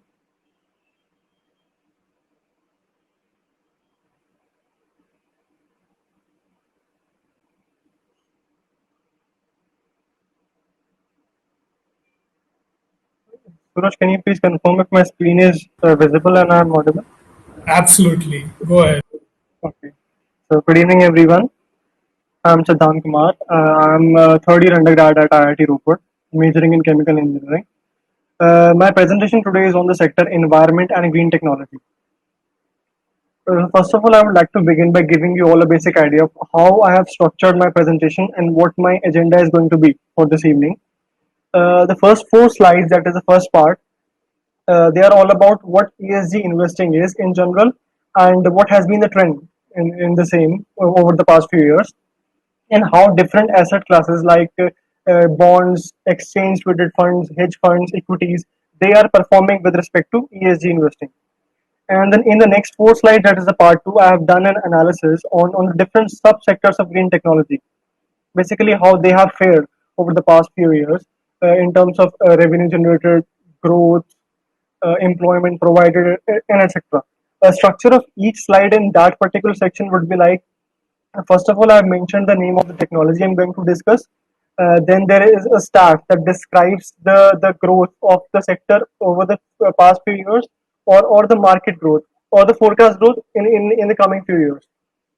And then there are some facts related to that sector that pretty much describes it in a way or two. And then I've listed down some prominent startups, companies operating in that particular sector, along with some government agencies across the globe responsible for formulating laws in that particular sector in that particular country. And then the last slide, that is the third part, that is all about the challenges ahead for ESG investing. So here we go. The first part, that is the ESG investing and its trends. It's the institutional investors who are driving the ESG agenda. So first of all, we need to know about two things here: what ESG investing is and who are institutional investors. Well, ESG investing is a term that is synonymously used, interchangeably used with sustainable investing or mission-related investing. It stands for environmental, social, and governance criteria, and it is a set of standards that investors use, that socially conscious investors use to screen potential investment. And institutional investors are the ones who invest on behalf of some people, like they use pooled money to make investments. Examples for the same are hedge funds, mutual funds, insurance companies, banks, etc. And according to a survey by KPMG, they are the ones, like 85%. These the institutional investors who are driving this agenda. Let me quote what a global alternative investment firm has to say regarding this scenario: that ESG is no longer a nice to have; it is rather a must have now. In the hedge fund industry too, ESG is on the rise. These are the results of two surveys that were conducted by KPMG only.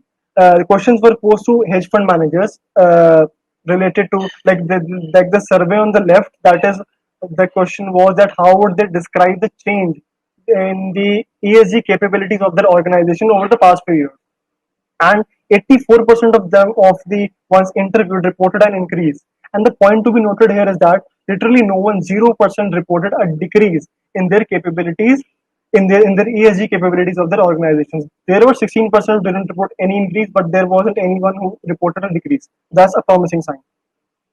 And then the survey on the right is again is about what are the biggest drivers for the organization, for your organizations, when making ESG oriented investments. And hedge fund managers too, they had to say that it is the growing institutional investor and consultant demand in this ESG sector that is what driving their organization to take decisions in favor of ESG oriented investments. And then we also have these alignment with corporate mission values, evidence of materiality, sustainability, and all these issues. They come afterward, but there at 72% lies it the growing institutional investor demand.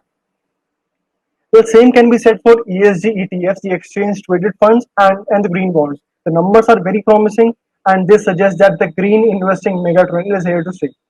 The term that can be used to describe the progress in the ETF sector, that we can use the term explosion for that. According like the 6 trillion out of the $6 trillion global assets under management market of the assets under management of the ETF market, $52 billion of them were represented by ESG ETFs.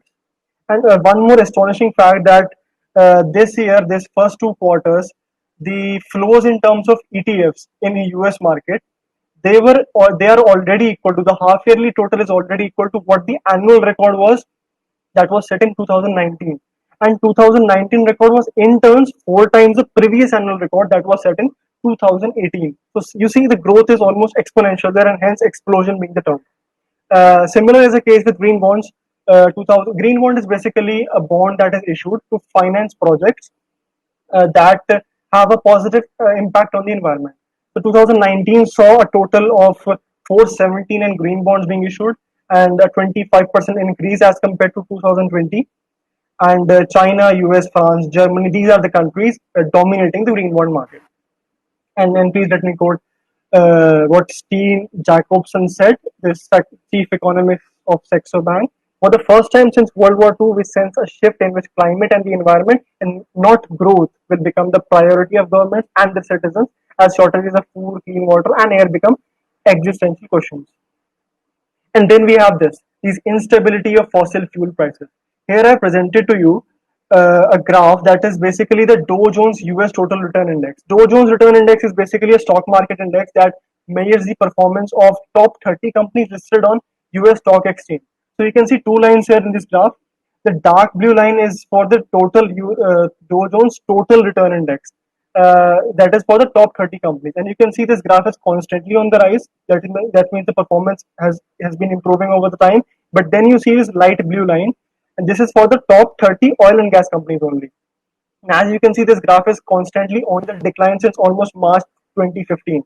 So this presents another global opportunity to accelerate the shift to clean energy.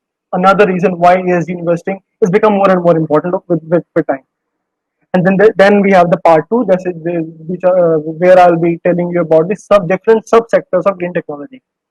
So first of all is the ocean technology. Ocean technology is basically harnessing energy in the form of tidal energy or wave energy from oceans, or extracting important minerals or essential metals from the ocean bed like copper, iron, etc. Ocean's economy is expected to contribute $3 trillion to world economy by 2030, double of what it was in 2010. And according to a report, over the next 30 years, investing $2 to $3 trillion globally could generate a benefit of $8 to $22.8 trillion over the next 30 years. And this sector is also expected to provide more than 40 million FTE jobs. And here I have listed down some prominent companies, startups, and government agencies operating in this particular sector. And the rationale behind mentioning all these things like companies and startups is that if you have enough startups in a sector, then what I think is you're kind of ensure of the innovation part, because that's what they bring with them. And and the companies, they are responsible for the mass, not all, but in general, I think you can say that companies are responsible for the mass manufacturing of the existing technologies. So that's why I felt it important to, and government agencies, of course, they play a very important role in the development of these kinds of sectors. So that's why I have mentioned companies, startups, and government agencies for every sector. So now it's sustainable food industry. Uh, uh, Sustainable food industry has sustainable food generally refers to the to production of food using methods that do not have any negative impact on the environment and which also takes care of the welfare of the people producing it. So you, as you see, the market has grown at 2% CAGR since 2015 and is now stands at $873 billion. US alone has a total market currently valued at $280 billion. And like Lundberg Family Farms, Organic Valley, Nature Path, these are the prominent companies, iFarm, Chris, All Plants, these being the top startups in the sector. And then we have green energy. Well, all forms of energy that can be collectively called as non-conventional. They basically are green energy like solar energy, wind energy, hydropower energy, nuclear energy, geothermal energy. All these are example of green energy. And as you can see, the market value the market is expected to grow here at a case of at a CAGR of 6.1%. It was 2% in sustainable food industry, so growth is expected to be better here. And what key players are adopting here, doing here to stay competitive in the market? They're using numerous strategies like acquisition, collaboration, partnership, and all that. Like for instance, let me give you an example. Energix is a company that acquired Altera, and this acquisition included two geothermal facilities in Ireland. And what happened due to this, that this acquisition added 485 megawatt of renewable energy assets to its portfolio. That's an addition to its production, what it produces. So these are the kind of strategies the companies are using to stay competitive in the market. And then we have these company startups and government agencies. And then finally, we have green transport. Well, the transport that doesn't use oil or diesel as fuels, they basically are green transport using electricity, hydrogen, thorium powered fuels as their major modes of fuel. They are green transport. And here the expected CAGR is way higher as it was as compared to the previous two sectors, 22.6%. $802.81 billion is expected to be the total market value, with Asia Pacific being the highest contributor and Europe being expected to register the highest CAGR during the said period. And then we come at part 3, where I'll be discussing the challenges and constraints. There's just one dedicated slide for this. So yes, there are challenges that are slowing down these adoption of ESG, and these are the results of the survey that the questions here were posed to institutional investors, and these are the things like lack of quality, consistent sustainability data, not relevant to our strategy or mandate, and all that, fiduciary concerns and all that. But amongst all these challenges, two of them are very noteworthy. First of all is the lack of quality ESG data. There is as such no precedence in these kinds of investment that what the returns would be if I invest this much amount of money. So they are quite hesitant to make this investment because they don't have any data available to compare with. So that's one thing. And although there are many, and the second one is shortage of ESG expertise consultancies. Although there are many concerns, but these all concerns they can trace back to this one challenge, that is a shortage of ESG expertise. So, and yes, we do have these, but these two are the ones that, according to me, according to the survey also, are the most noteworthy ones. So, in the end, I would like to conclude by saying, yes, there are challenges, there are hurdles ahead, but there are opportunities too. And given the state of environment today, global warming and all, it is becoming really very important, very very prudent to invest in these kinds of technologies. So yes, I would like to conclude by saying is that the future lying ahead, in spite of all those challenges, is green. And thank you from my side. I'm open to any questions.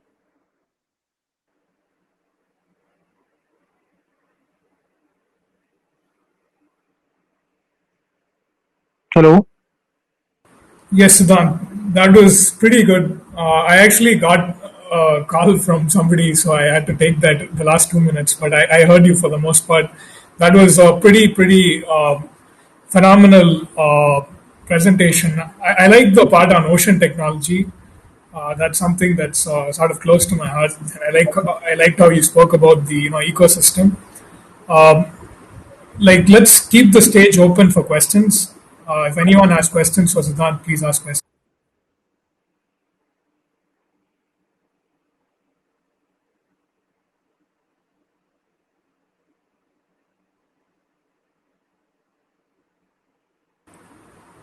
No questions.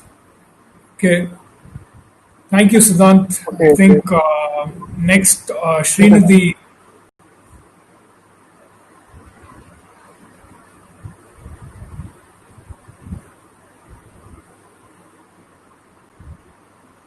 Hello? Hey, Srinidhi. Yeah, I hope you can hear me, Suraj. Mm,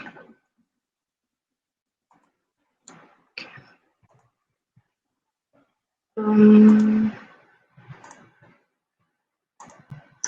I hope you can all see my screen. Absolutely. Yeah. So, hello everyone. I'm Srinidhi, and for the past 6 weeks, my research topic has been healthcare market and the insights of healthcare market and the investment analysis, basically.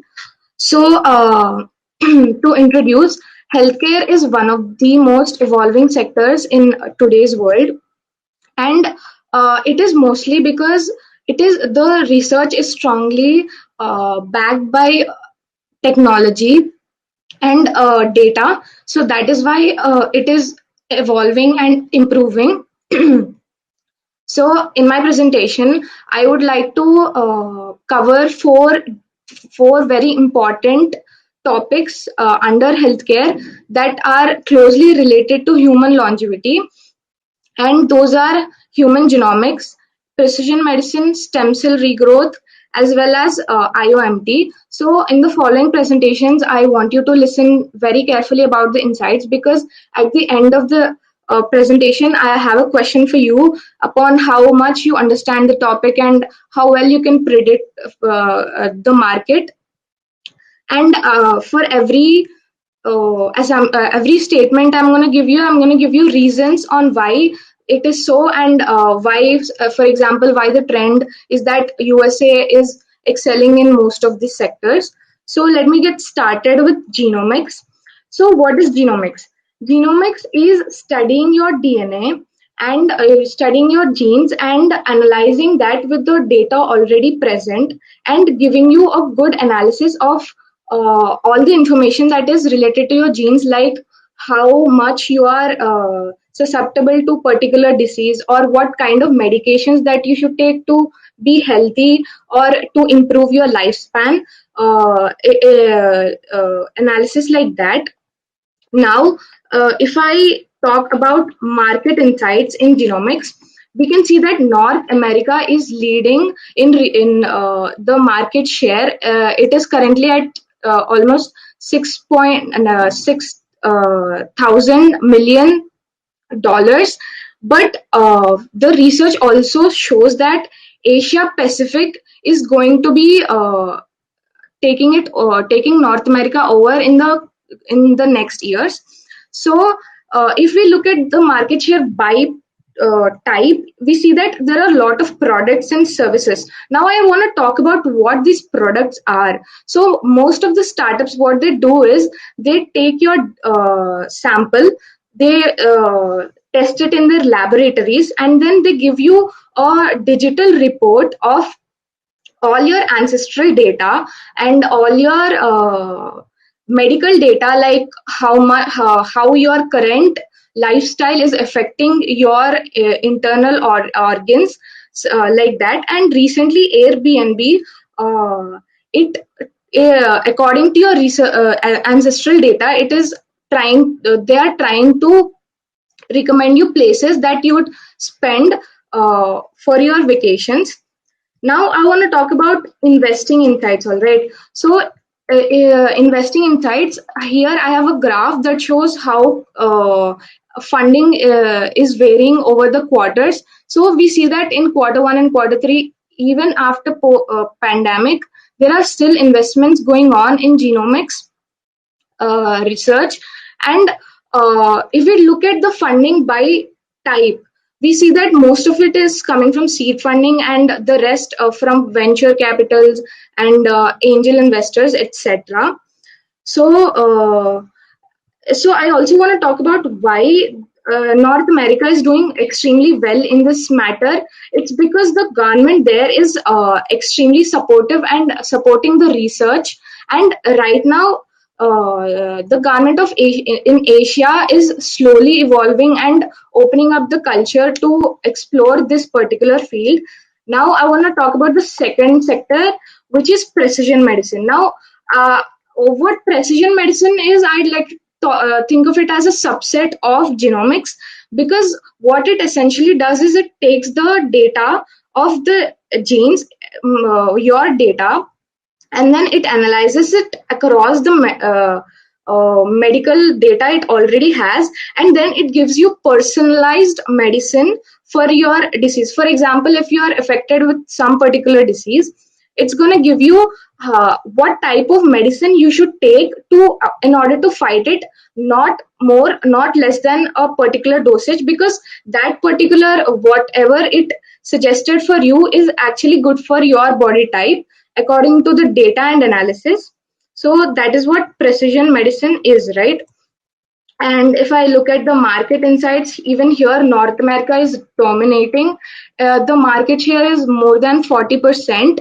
And in India, the research, actual research that could be converted into ideas and business models actually started in 2017, and it is expected that it will go around 500 crore by 2025. And then third topic I want to cover is Internet of Medical Things. Now, you all know or must be aware of Internet of Technology things, which is a collected system where all you have all the devices collected. Now, IOMT is something similar to that. Here you have all your medical data, all your medical devices. For example, it may be your blood pressure, heartbeat, pulse rate. All of the data is collected at one place, so that it is easy for viewing and analyzing for your doctors, etc. Now, this is a big problem, as you must have seen in the advertisement that Suraj played, that one of the most important challenges being faced by the medtech currently is cyber threat, because you provide your data, all your medical data, most importantly, on a website or on on an application. It is extremely prone to cyber threats, and it's a breach to privacy. So currently, this particular sector is not that evolved in India, but it is evolved in other countries. Like, in North America, even here, North America is leading. But if we look at the projections, we see that Asia Pacific region has projections of 51 billion, which is more than all other ones. So we can say that in the coming years, the culture of healthcare research and startups is going to increase, and it's going to evolve much more than we think in Asia Pacific region specifically. So here the funding on these startups that I observed personally on Crunchbase as well as on the internet were from medtech investors and accelerators. So if I talk about investing insights, see, this is an interesting graph here, because here it says that the funding is mostly in Series A, Series B, and Series C. But if you look at the count, the purple bar, the count is less. So a lot of funding is going in Series A, Series B, and Series C, but it is going into very few companies. But seed funding, a lot of companies, it has a lot of count, right? So the money is going on in amongst a lot of startups. And now, if I talk about the funding over time, even here post pandemic, there is still funding into the startups. This data is from Crunchbase. If you want to analyze it for yourself, you can totally go there and type in the keywords. And the last one that I want to cover is stem cell regeneration. So what stem cell regeneration is, they give you a they give you some medicine, and what that does is it provides immunity to your cells, and it helps them to recover from the injury that you currently have, right? So it this can be done in lab, or it can be done internally as well. So this is a bit of work in progress, is what I observed in the entire world. The research is still going on, but people are finding it difficult to make business models out of this particular uh, sector. And if I talk about market insights, here North America, however, it's really dominating, and this is still yet to evolve, and it is a good sector to look upon as we go through time, right? Because it's a game changer. Like stem cell regeneration essentially means that you can recover from wounds really fast and organically. So I told you that I have a question for you. So now I want you to guess that which of these four sectors. So discussed four sectors: genomics, precision medicine, Internet of Medical Things, and stem cell regeneration. Now, before going to summary, I want you to guess which one of these four has most funding over the past few years. You can put it in the chat box. I'll check it after I end the presentation. So yeah, and this is a really interesting chat. I put it up here. So these are the investors that have invested in most of the healthcare startups. So I've labeled them into four different categories: VCs, companies which are investing into health, asset management companies, and capital market normal companies. So if we look at the trend, a lot of them are independent VCs. So in case you're interested to invest in healthcare startups, a VC would be an interesting choice. So even Atom Ventures could be an interesting choice to go and consult for your future investments. Now, to summarize, if your answer was to my previous question, genetics, you are right. Genetics is the top leading subsector of healthcare. It has the highest amount of funding and highest count and highest startups over the past few years. Again, this data is from Crunchbase. You can check it anytime. And if I go by type of funding, we can see that venture capitalists are dominating everywhere in every sector: biotech, digital health, and medical devices, etc. So that sums up my analysis and insights. Now, thank you everyone for listening. I am open to questions. Brilliant presentation. Thank you so much, Srinidhi. And please, guys, ask questions. It's a very important sector. Everything that's happening all around us, the answer lies, in a lot of what Srinidhi covered today. So please go ahead and ask some questions, guys. Okay, most of you have guessed genomics. That is right. You are right. And if you have any other doubts that is related to the presentation. Okay, yeah. Like I told, the market size of stem cell industry, currently the research is going on, and unfortunately I couldn't find the data of exactly how much it is in India, because all of the reports were paid, and I couldn't exactly find it out. But I do have a list of startups that are doing extremely well in stem cell. I have that in my report, which is a detailed report of whatever I presented. I think it will be uploaded on the website of Atom Ventures. You can check it there. And are there any other? Okay, so there's a question: where do you think funds go into which segments of healthcare post-COVID? Yeah, I think post-COVID, it's really unpredictable. But what I would say is mostly that go into genetics or precision medicine, because they are the leading sectors. Because nowadays people are enjoying customized products. Like, you could see that many people are hiring dietitians for a customized diet plan and lifestyle. So I think it would really go into that segment of human genetics and precision medicine, because it is also related to increasing human lifespan. And I think perhaps even drug discovery, because they're trying to discover what will cure. So I think a lot of money is going into drug discovery and other modalities besides drugs.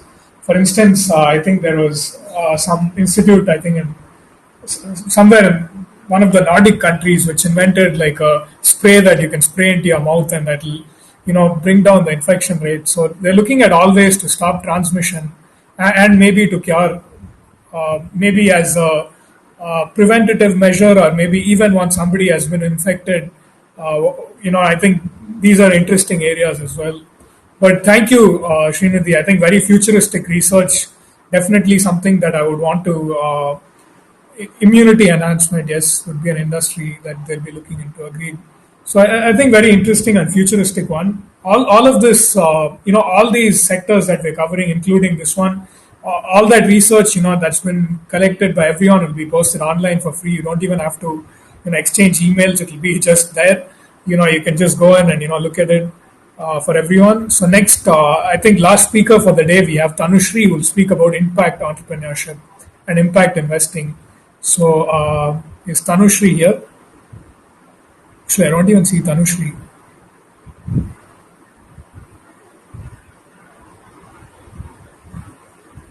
No, actually, I do see Tanushri now. Man, I'm so happy so many people came. Thank you, guys. You're awesome. Yeah, Tanushri, you're on stage. Hi, Suraj. Yeah, I'll be present.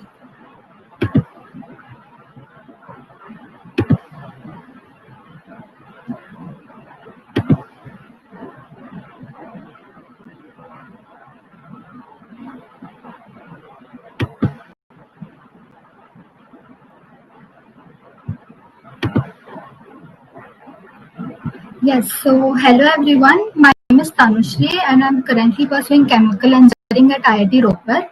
My topic is impact entrepreneurship, and here's what I'll be talking about for the next few minutes. After giving a brief introduction about this sector, we'll go on to see how impact startups have grown over the past few years. After that, we'll look into a few charts of source-wise impact investment and discuss the role of each source. Then I'll talk about the pain points of this sector and also as to how impact lenders, VCs, and the government can make a few changes in the current system so that they can provide aid for this sector. We'll also go on to see as to why impact startups fail, and then I'll conclude my presentation by talking about the importance of impact entrepreneurship in global economy. So about impact entrepreneurship, unlike non-profit organizations, these startups actually aim for long-term profits and they simultaneously try to create an impact through various marketing strategies. So these startups are ethical, transparent, and their impact is relevant, measurable, and scalable. So they cover the whole spectrum of impact, not only for their customers and the public, but also the employees, business partners, and the environment at large. So impact startups follow a framework called the triple bottom line framework, which looks out for three perspectives: economic, social, and environmental. Now, environmental perspective might not be a checkbox for all the startups, but the first two are must. And to fulfill this framework, impact startups follow two business models: the revenue model and the impact model. So coming to the growth of impact startups, as you can see, the assets of impact startups are almost doubling every year. And as of 2019, the value stands at around 502 billion US dollars. So although this value comprises only 0.67% of the global financial asset industry, impact startups are still playing a key role in achieving sustainable development goals, especially in sectors like education, healthcare, sanitation, etc. So now we look into a few charts of source-wise impact investment. So the first chart is of the year 2014 and the second is from the year 2018. As you can see, the contribution of banks and financial institutions has increased from 16% in 2014 to 48% in 2018. So this increment says something about the increased awareness among mainstream investors to seek out for impact products. Now, discussing the role of each source, banks, financial institutions, pension funds, and insurance companies basically provide investment opportunities for individuals as well as institutions. And then coming to family offices and high net worth individuals, they basically help leverage greater assets for the investors who want to advance in these core goals. And then we have government investors and development financial institutions who kind of provide a, we can say, a proof of financial viability for these investors. Now, these are the four primary sectors in which impact startups have a lot of potential to grow. These four sectors have also advanced in terms of sector-wise impact investment. They are clean energy, healthcare, water tech, and ag tech. So in clean energy, startups basically provide electrification solutions, mainly solar energy and biofuels. And apart from that, they also provide electrical mobility solutions. In healthcare, impact startups provide basic healthcare facilities for people living in remote areas. In water tech, impact startups give out clean drinking water solutions for people living in drought-prone areas. And in ag tech, impact startups provide marketing solutions as well as agricultural equipment at affordable costs. So here are a few key impact companies. Each of these companies represents one different sector. For example, ID Technologies is into water and sanitation, Gilead Sciences is into healthcare, Schneider Electric is into renewable energy, and Lynda.com is into education. So now I'll talk about a few pain points of investors. I'll be basically discussing the two main pain points which are specific to this sector. Apart from that, there are several other pain points common to any startup in general, like labor, for example. So the first pain point is scalability. As I mentioned before, impact startups aim for both impact and revenue, so they face a challenge in scaling both of them. These constraints are caused mostly due to the cost as well as the geographical barriers. So to overcome this, startups either prefer scaling through franchises or partner with some other organization like Red Cross. The second pain point is funding. Now, impact startups take a little longer to scale than a traditional startup because, as I mentioned before, they aim for both impact and revenue. Also, their investments are mostly front-loaded. So, front-loaded in the sense, any traditional startup would probably start with an initial seed funding of about $100,000 and then slowly go for an amount of $1 million and then later maybe $2 to $3 million. But an impact startup might need a lump sum amount of $2 to $3 million in the first place itself. Now, this is because most of their issues are concerned with remote areas, and that's where there's an extra expenditure of transportation as well as communicational costs. On the other hand, impact lenders and VCs don't tend to support impact startups at an early stage because they need some positive cash flow in the first place to begin with. So to address this issue, VCs are experimenting with a model called blended finance, where they combine their initial investment with either the government or a philanthropic organization. So the first part of this investment is known as a concessional investment, and what it does is basically absorb most of the outsized market risk and accept below market rate of returns. So in a way, this investment acts like a first loss capital and it helps the startup take off. Once the startup goes off the ground, it starts attracting potential investors who then provide funding in the later period.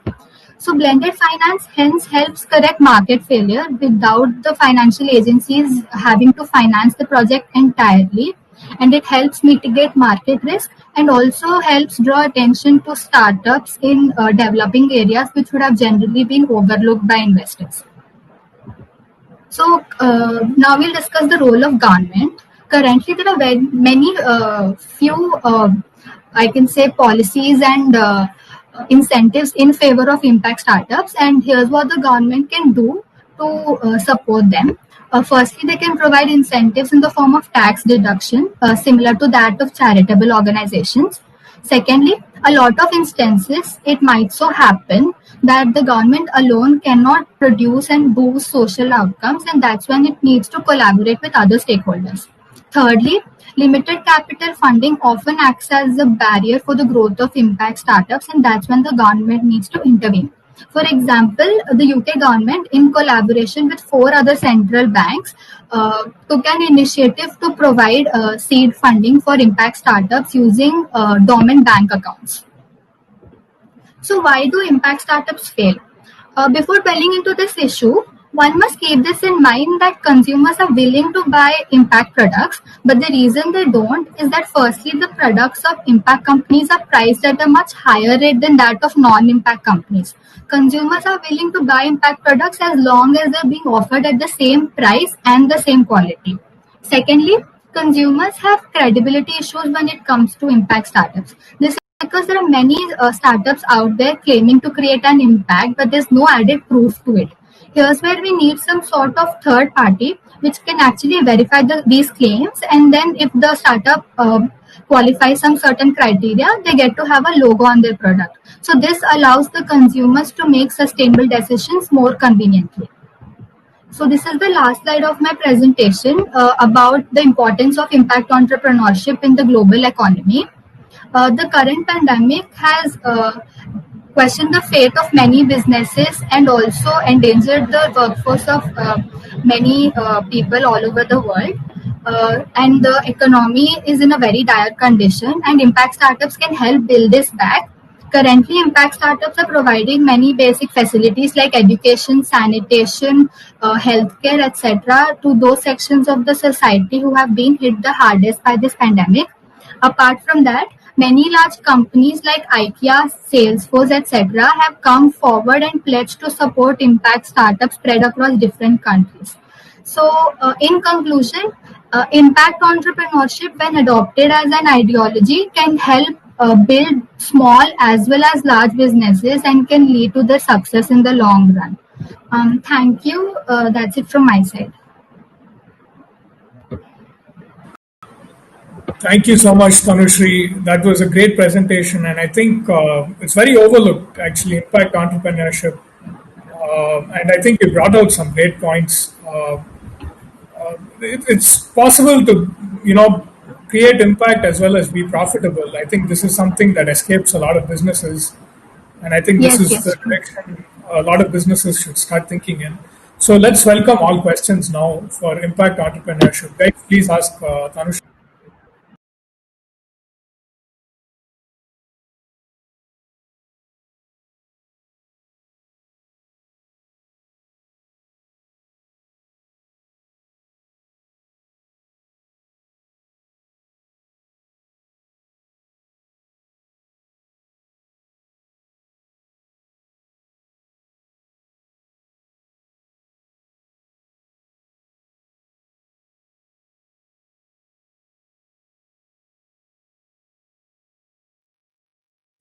Okay, I don't think there are any questions.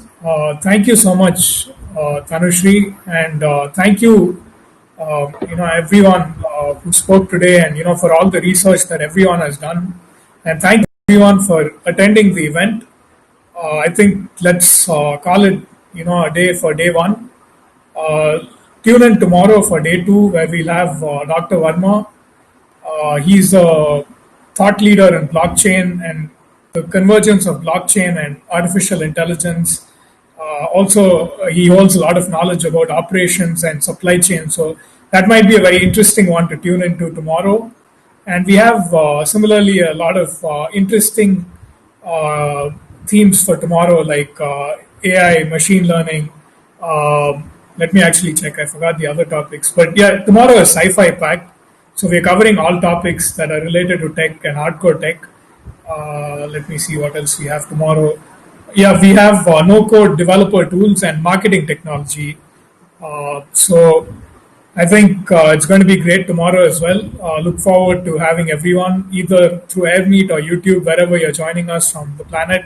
Thank you. And see you guys tomorrow.